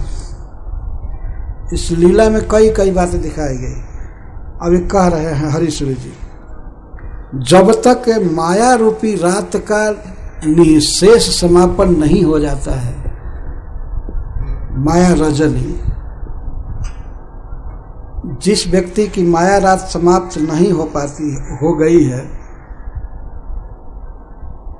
और जो व्यक्ति माया रात्रि में है और इंद्रियों पर निग्रह भी कर चुका है, इंद्रियों पर निग्रह कर चुका है, यहाँ तक कि सारस्वतम ब्रह्म में भी डुबकी मार चुका है। इस सारस्वती का जल मतलब, सरस्वती का अर्थ होता है ज्ञान, और सारस्वत जल मतलब ज्ञानमय ब्रह्म में जो अवस्थित है, पूरा ज्ञान हो चुका है, ब्रह्म का साक्षात्कार होता है, तो वह व्यक्ति कभी भी कृतांतोरग के मुख में नहीं गिरता है। कृतांत को हमेशा सर्प से उपमा दी गई है, काल सर्प, इसके मुख में कभी नहीं गिरता है। लेकिन यदि कदाचित गिर भी जाए तो हरि गुरु की कृपा से तत्काल मुक्त हो जाता है। इसमें ये बात बताई गई है। सारस्वत जल में जो अवगाहन किया है लेकिन फिर भी, और सोया नहीं माया रात्रि में, लेकिन फिर भी भोर होते होते सो गया, जगा रहा। इस लीला के द्वारा एक संकेत है, अनेक प्रकार के संकेत हैं, उसमें से एक यह भी है कि इस प्रकार से जो व्यक्ति ज्ञान में है, भगवान की भक्ति में है, तो माया रात्रि में सो नहीं पाता है, मतलब जगा रहता है, जीव जागर। लेकिन कदाचित सो जाए तो अबाध रहता है, अबाध रहता है, मतलब उसको काल सर्प नहीं ग्रह सकता। अगर कदाचित ग्रस लिया भी तो भगवान का नाम कीर्तन करने से, भक्तों की संगति से, वो भी लुकाठी से मारते हैं, वो छोड़ देगा जैसे भी हो गए। वैष्णव समाज लगता है कि इस व्यक्ति का उद्धार होना चाहिए। ये सब संकेत होता जाता है। अब एक और संकेत करूं, गोप लोग अंबिका वन में जाकर के शिव जी की पूजा किए, और उसके बाद रात्रि में सोए तो अजगर ग्रस लिया, और अजगर किसी उपाय से नहीं छोड़ा, और न तो शिव जी छोड़ाने आए। अंत में कृष्ण ही काम आए। शिव जी के घर में भी शिव जी कुछ नहीं किए, जबकि इतने बड़े पुजारी धन आदि दे करके शिव जी की पूजा किए थे नंद बाबा, इतने विपत्ति में थे, लेकिन कोई नहीं काम आया। अंत में कृष्ण काम आए। इस पर हरीश्वरी जी लिखते हैं, सेवाम देवस्य कश्याप्य तनुत पिबत श्रेष्ठ मम्भोपि भूय पुण्ये वा अरण्य देशे निवसत सुहृदो अनेक सो वा श्रेयध्वन कालात्युग्राही मुक्तिम त्वनुभवति जनः स्वात्मलाभम न तस्माद एकस्मादेव कृष्णादिति कलेत भोरत साक्षी सनंद। सेवान देवस्य कश्यपेनुतर, भले तुम किसी देवता की सेवा कर लो, ये श्लोक का अर्थ है। सेवाम देवस्य कश्य अपि अतनुत, किसी भी देवता की सेवा करो, अतनुत में विस्तार करो, चाहे जो भी कर्मकांड करना हो करो, पूजा करो कुछ भी देवता की, और वह भी, और श्रेष्ठ सरस्वती का जल ही पियो, ज्ञानामृत पियो, खूब ज्ञान की बात करो। पुण्य व अरण्य देश से निवसत, पुण्य अरण्य देश में, पवित्र और वन प्रदेश में रहो। अच्छा, और इतना ही नहीं, सुहृद अनेक सौ, और अनेक सुहृद भी साथ में हों। सब गोपाल भरे पड़े थे, सुहृद भी अनेक हों, उन किसी का भी आश्रय लो, लेकिन काल रूपी सर्प, काल अति उग्र अहिम मुक्ति तनुभवती जन स्वात्मलाभम च तस्मात् एकस्माद कृष्णादिति। कुछ भी हो, कोई देवता हो, कितने भी सुहृद हो, सरस्वती का ही जल पी रहा हो, रोज वेद ही घोट रहा हो, एकांत जंगल में कहीं भी रहे, पर काल सर्प से मुक्ति मिलेगी और आत्मस्वरूप लाभ होगा। एकस्मात् कृष्णादेव, एकमात्र कृष्ण से और किसी से नहीं। इस लीला के द्वारा भगवान ने सिद्ध किया, और कोई नहीं मुक्त कर, न तो काल से मुक्त करेगा न स्वरूप दान देगा। जीवेरा स्वरूप है कृष्ण नित्य दास, ये स्वरूप दान मिला। नंद बाबा को ही स्वरूप दान मिला, अपने स्वरूप में हो गए, काल छोड़ दिया और उसको भी मुक्ति मिली, केवल कृष्ण की कृपा से हुआ। और कहाँ हो रहा है? एक देवता के घर में हो रहा है। तो इससे सिद्ध हुआ कि अकस्मात कृष्णा देव, एकमात्र कृष्ण से ही स्वरूप लाभ होगा और काल सर्प से मुक्ति मिलेगी। कैसे आप इस बात को कह रहे थे? कल तो आप विचार कीजिए भो, हे सज्जनों, आप विचार कीजिए। अत्र साक्षी सर नंद, नंद बाबा ही साक्षी है इसका। उनको कौन छुड़ाया? सारे स्वजन तो भरे पड़े थे, लाठी से काट से पीट रहे थे, लेकिन नहीं छोड़ा, स्वरूप में नहीं आए नंद बाबा। अंत में कृष्ण से आए। कृष्ण क्या करने से? कृष्ण के चरण का केवल स्पर्श हो गया, बस सब ठीक हो गया। हरे कृष्णा कृष्णा कृष्णा हरे हरे, हरे राम राम राम हरे हरे। तो इस प्रसंग से ये सिद्ध हुआ।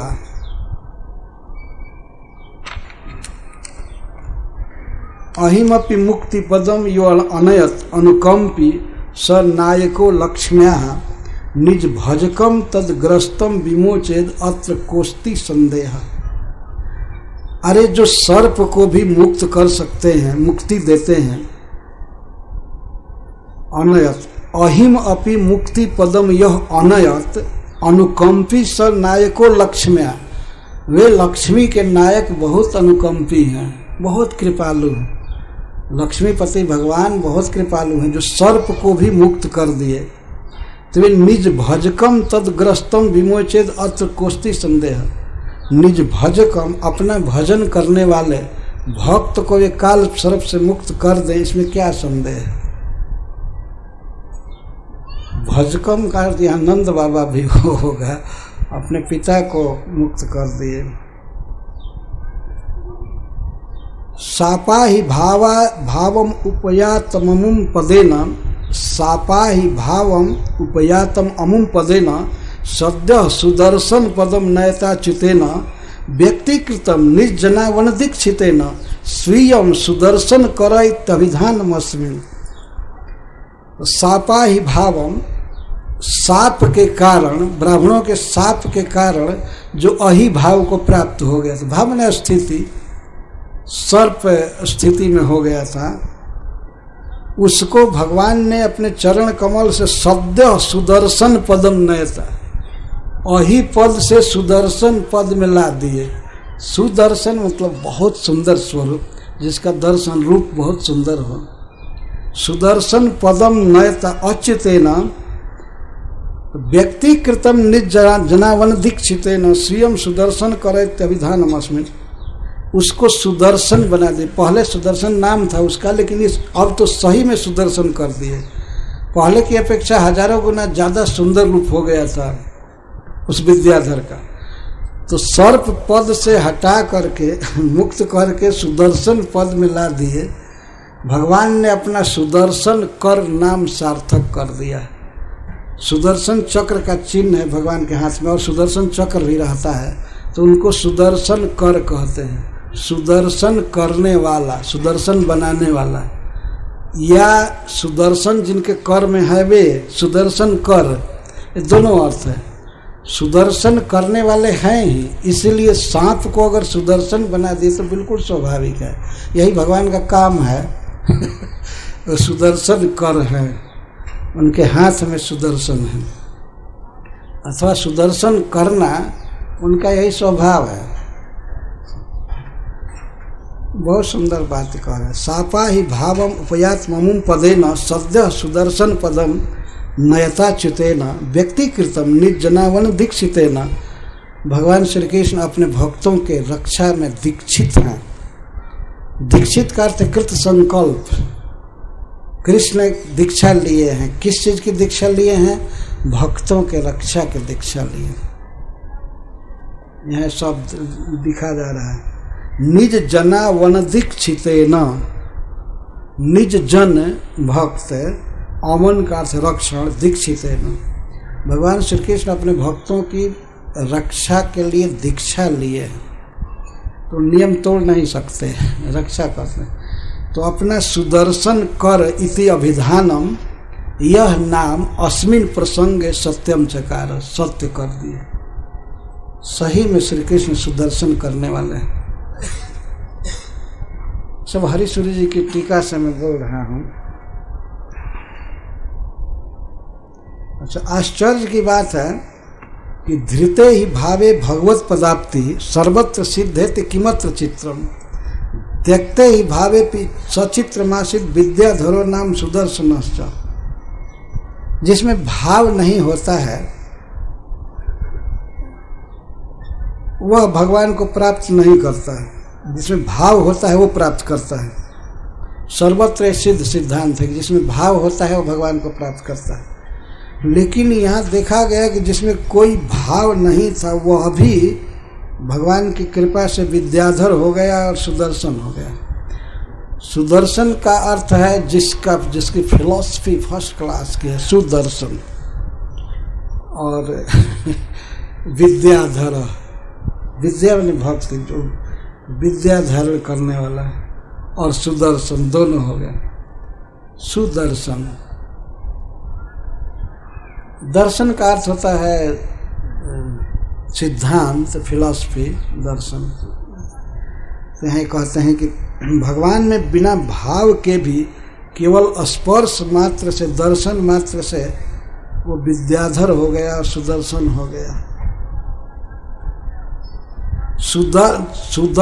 दूरदर्शनो विपत्सितिरासित प्राग विप्रयोग तो युक्त। अद्भुत अद्भुत बात कह रहे हैं। विप्रयोग से सुदर्शन दूरदर्शन हो गया था। विप्रयोग से, विप्रयोग मतलब ब्राह्मण के योग से, या इसका अर्थ है कि जो योग नहीं किया, योग के उल्टा किया, विप्रयोग, योग नहीं किया तो कुदर्शन हो गया, अजगर बन गया। और जब साधु संयोग हुआ, साधु समयोग, सुंदर सम्यक योग हुआ तो सुदर्शन हो गया। विप्रयोग से कैसे दूरदर्शन हुआ था, ब्राह्मणों पर हंसी उड़ा रहा था, हंस रहा था, इसीलिए उन्होंने सांप दे दिया कि तुम अजगर हो जाओ, सांप हो जाओ। तो इसका एक और अर्थ भी होगा कि विप्रयोगतः ब्राह्मण के संग से अजगर हो गया और साधु संग से सुदर्शन हो गया, साधु नंद बाबा। लेकिन वास्तविक इसका अर्थ है योग शब्द से है, सुसाधु योग, साधु संयोगात सुदर्शन, और विप्रयोगतः दुर्दर्शन। देखने ही लायक नहीं रह गया दुर्दर्शन। विद्याधर लोग बहुत गीत गाते रहते हैं स्वर्ग में, अपने लोकों में बहुत गीत गाते हैं, तो उनको गीताभ्यासी कहते हैं। गीताभ्यासी, गीताभ्यासी चादु जातु चिन्ह मोह सर्प भ्रांतो जातोप्यस विद्या ध्रुदेव नष्टे दृष्टे दुर्भगे स्वात्मरूपम पश्यत अस्मिन् सो हिदेव प्रमाणम। गीता पढ़ने वाले पर हरिसूरी जी कहते हैं कि जो गीताभ्यासी है, गीता का अभ्यास करता है, वह अगर कदाचित मोह सर्प से ग्रस्त हो जाए, अभी होता नहीं है, गीता पढ़ने वाला भगवान की कृपा से पार हो जाता है। श्रीपाद शंकराचार्य जी कहते हैं कि जिसने एक कण भी गंगा जी का पानी पिया है और गीता पढ़ रहा है, अभ्यास कर रहा है, तो वह भगवान का धाम प्राप्त करता है, मुक्त हो जाता है। लेकिन कदाचित मान लीजिए गीताभ्यासी भी यदि मोह सर्प से ग्रस्त हो जाए, तो गीताभ्यासी जातु चिन्ह मोह सर्प भ्रांतो जातो अपि यश विद्या ध्रुदेव। लेकिन वो विद्याधर ही रहेगा। यदि गीता पढ़ रहा है, सुन रहा है, तो कुछ भी हो जाए, मोह सर्प से भी थोड़े काल के लिए ग्रस्त हो जाए, लेकिन विद्याधर ही रहेगा। नष्टे दिष्टे दुर्भगे स्वात्म रूपम, अपना दिष्ट अदिष्ट खत्म होने पर, कर्म बीतने पर अपना स्वरूप प्राप्त कर लेता है। स्वात्म रूपम पश्यति अस्मिन् सो अहिरेव प्रमाणम, इस प्रसंग में वह सर्प स्वयं ही प्रमाण है। तो गीत का अभ्यास करने वाले होते हैं विद्याधर। जैसे विद्याधर अंत में विद्याधर ही रहा, ऐसे ही गीताभ्यासी विद्याधर ही रहेगा। हरे कृष्णा कृष्णा कृष्णा हरे हरे, हरे राम राम राम हरे हरे। गीताभ्यासी जातुचिन मोह सर्प, गीता का अभ्यास करने वाला अज्ञान सर्प से ग्रस्त नहीं होता है। अगर कदाचित हुआ भी भ्रांतो जातो अपि ये विद्या धृदेव, इसके बाद भी विद्याधर ही रहता है। नष्टे दिष्टे दुर्भगे स्वात्म रूपम पश्यत तस्मिन् सो हिरेव प्रमाणम। गीताभ्यास रतः अस्तुवा सुख गतिर विद्याधरो वानिजात्मेक्षा हिष्टमति सुदर्शन इति प्रख्यातिमानस्तुवा स्याचेद विप्रवरोपहास कृदशा वप्येति सद्यस्तमः तत्रान्यस्तु का कथेत सुहृदाम बोधाय पृच्छाम व्यधात। अच्छा, इस दशा में क्यों पड़ गया विद्याधर? असल में श्लोकों के अनुसार आगे बढ़ गया हूँ, लेकिन उसको यहाँ से फिर चालू करते हैं। उसमें हरिश्वरी जी ये कह रहे हैं कि भले कोई विद्याधर हो और सुख स्थिति में हो, सुंदर ख स्थिति आकाशचारी है, सुख स्थिति विद्याधर है और सुदर्शन है और ख स्थिति में है, आकाश में विचरण कर रहा है। लेकिन ऐसा व्यक्ति भी यदि किसी ब्राह्मण का अपमान करता है तो इसी गति में पड़ जाता है। ब्राह्मण का अपमान करने पर ये दुखद स्थिति में पड़ गया। किस लिए ये कह रहे हैं वो तुम्हें श्लोक आगे बढ़ना। भगवान आकर के अपना चरण कमल छुआए तो इसे हताश हुआ, उसके सारे अशुभ दूर हो गए। भेजे सर्प बपुर हित्वा रूपम विद्याधरार्चितम, सर्प शरीर छोड़ करके सुंदर शरीर प्राप्त किया जो विद्याधरों में भी अर्चित था, सम्मानित। तो गोपालों के बीच में या शिवरात्रि के अवसर पर उस अंबिका वन में और भी जनता जुटी थी। रात में जब नंद बाबा को सर्प पकड़ा तो हल्ला हो गया, अजगर पकड़ा एक आदमी को, कोई वृंदावन से मथुरा से आया है, उसको ये पकड़ा, सारी जनता जुट गई वहाँ पर, सब देखने लगे।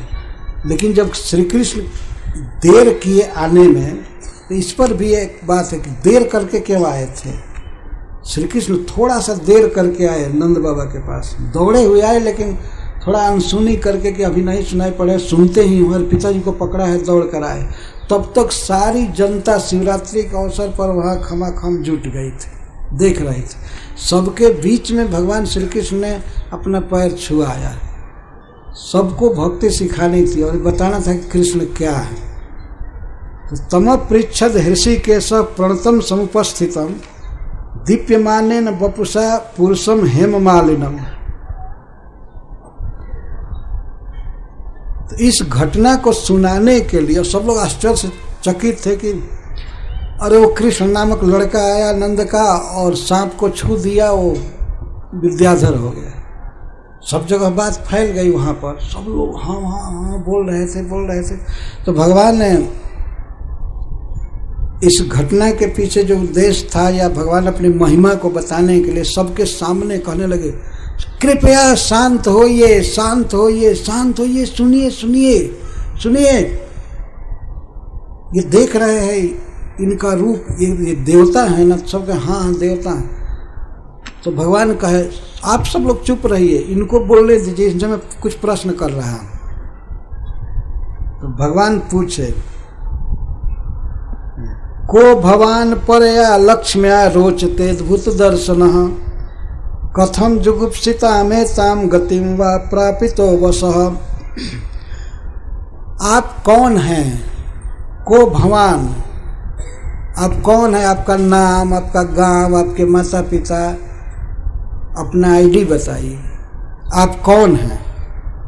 सबके सामने वो सांप से विद्याधर हो गए थे तो सब सुनने के लिए तत्पर थे ही। भगवान पूछे, आप कौन हैं? आप परम सुंदरता से इतना चमक रहे हैं और अद्भुत आपका दर्शन है, रूप है।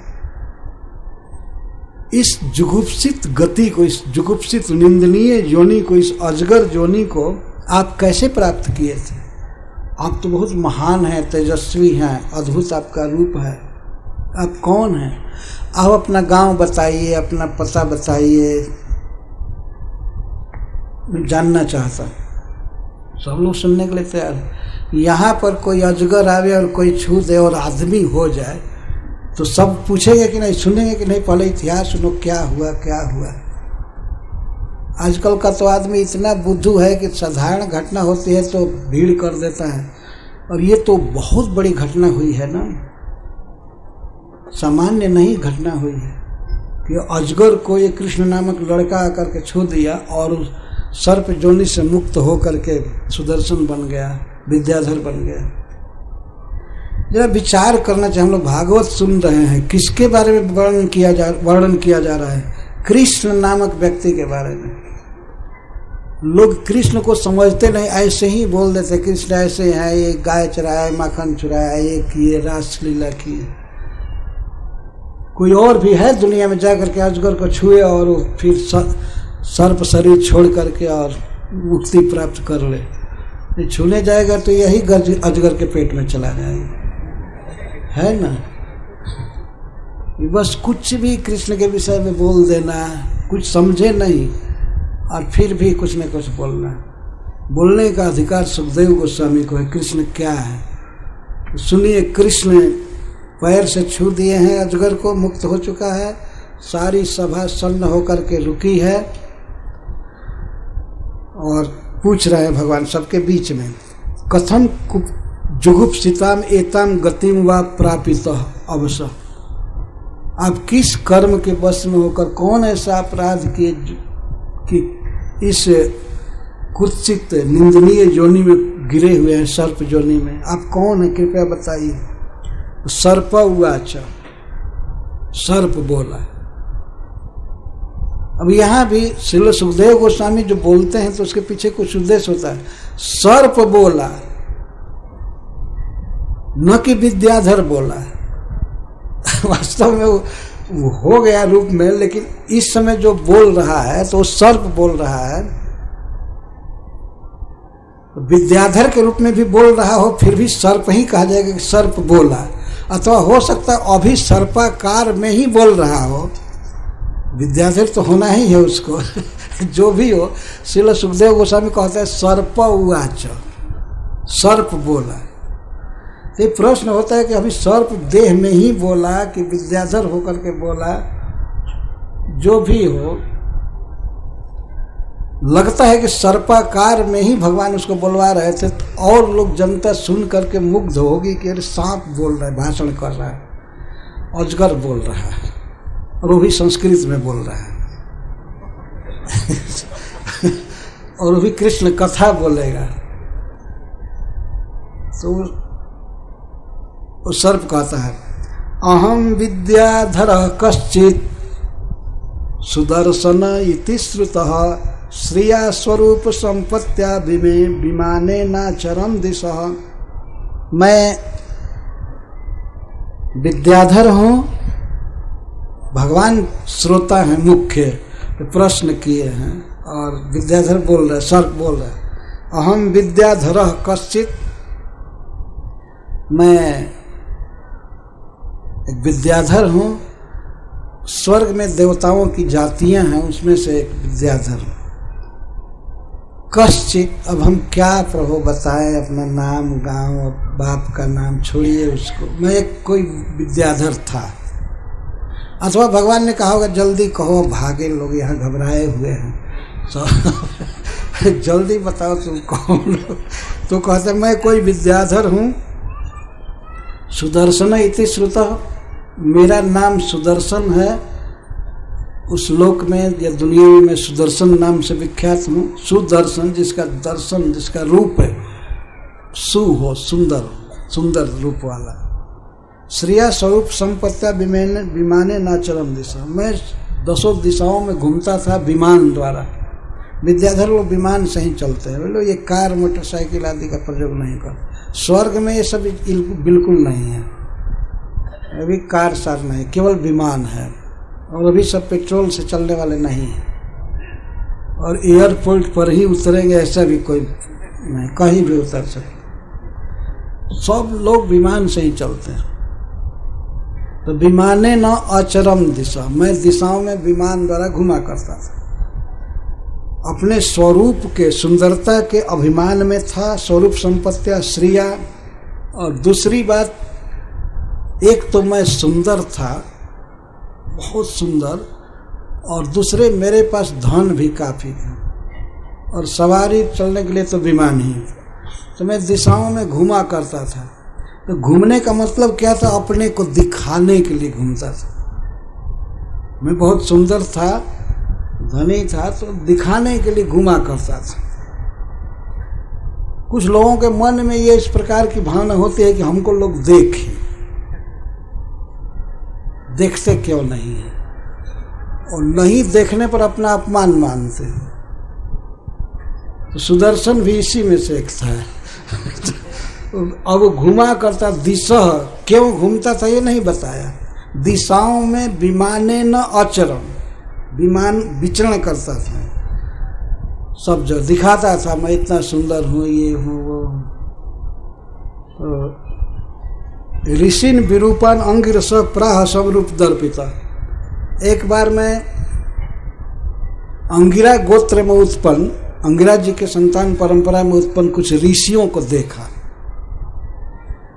तो जन्म से ही वे विरूप थे। कुछ लोग लंगड़े होंगे, टेढ़े शरीर वाले होंगे, विरूप थे। और दूसरी बात, तपस्या करके दुबले पतले हो गए थे।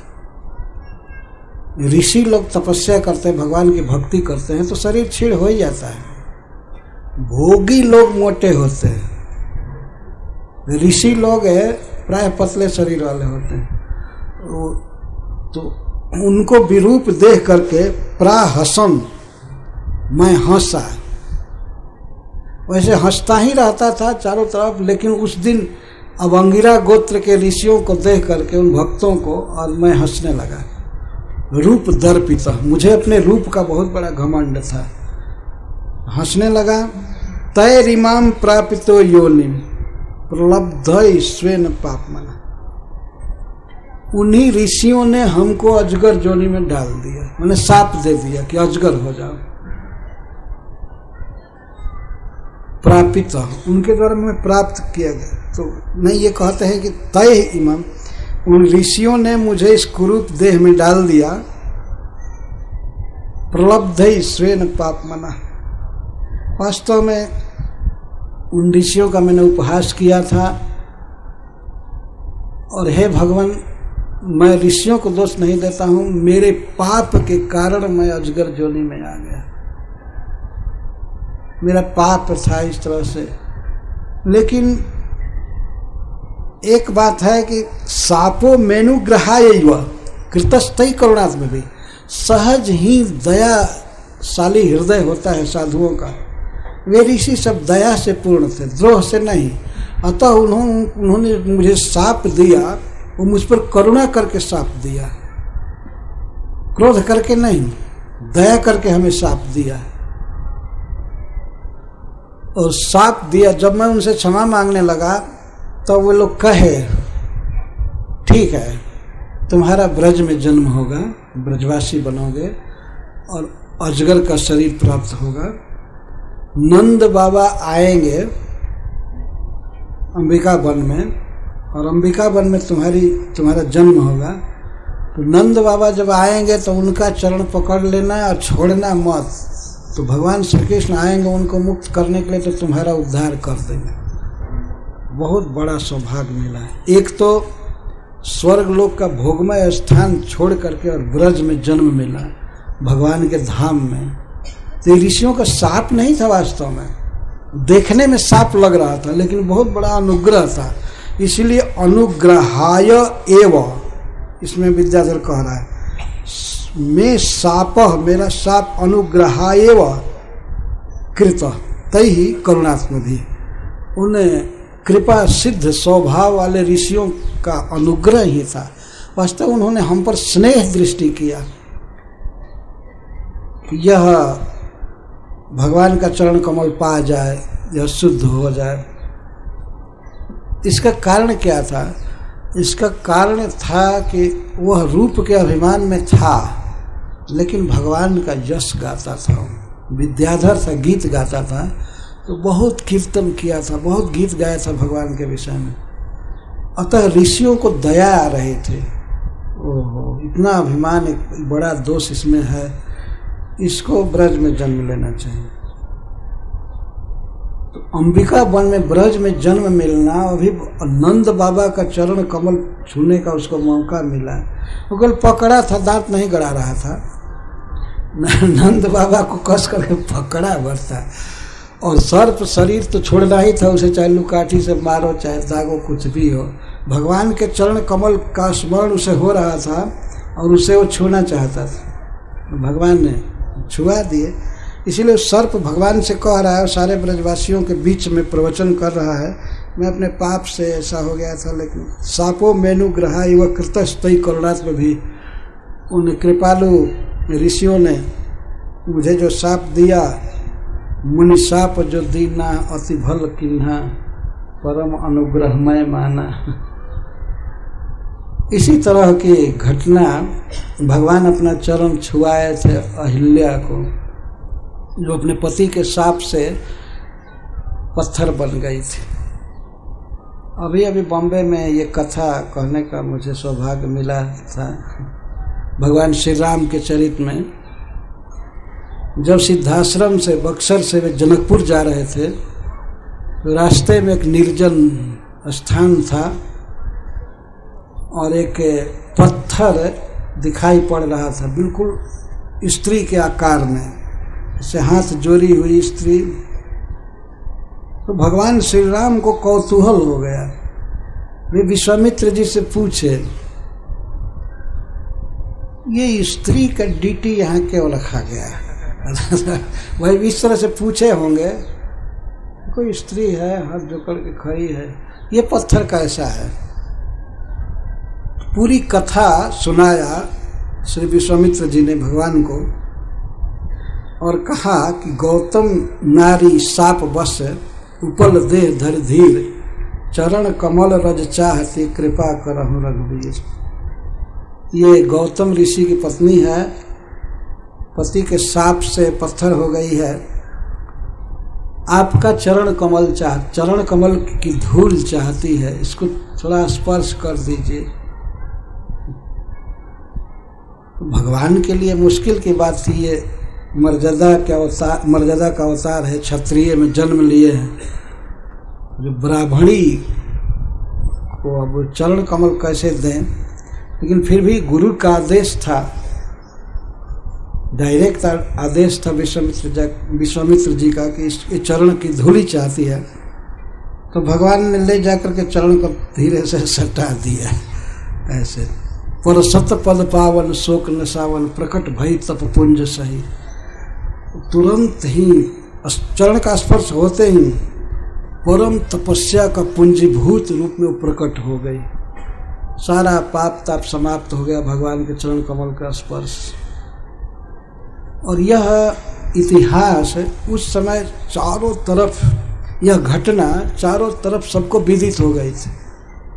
हम लोग पढ़ते हैं रामचरितमानस में कि भगवान श्री राम जब जनकपुर पहुँचे, तो तात्कालिक घटना थी, फिर भी जनकपुर में सबको इसका पता हो गया था। स्त्रियां भगवान श्री राम के विषय में बात कर रही थी, तो कोई कोई स्त्री शोक में हो जाती थी कि हाय हाय ये धनुष को नहीं तोड़ पाएंगे, सीता का इनसे कैसे विवाह होगा। वे मनोरथ कर रहे थे कि ये लड़का सीता के योग्य है, अगर यह धनुष तोड़ देता तो सीता के साथ विवाह होता। तो दूसरी स्त्रियां कहीं अरे क्या बात कर रही, ये कैसे धनुष तोड़ पाएगा,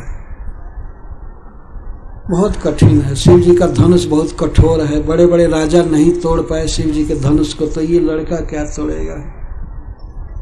तो कुछ राम तत्व को जानने वाली स्त्रियां थी, लीला को सुनी थी, तो उसमें कहती हैं, वे लोग कहती हैं नहीं नहीं संदेह मत करो, ये अवश्य शिव जी के धनुष को तोड़ेंगे, कोई संदेह नहीं है।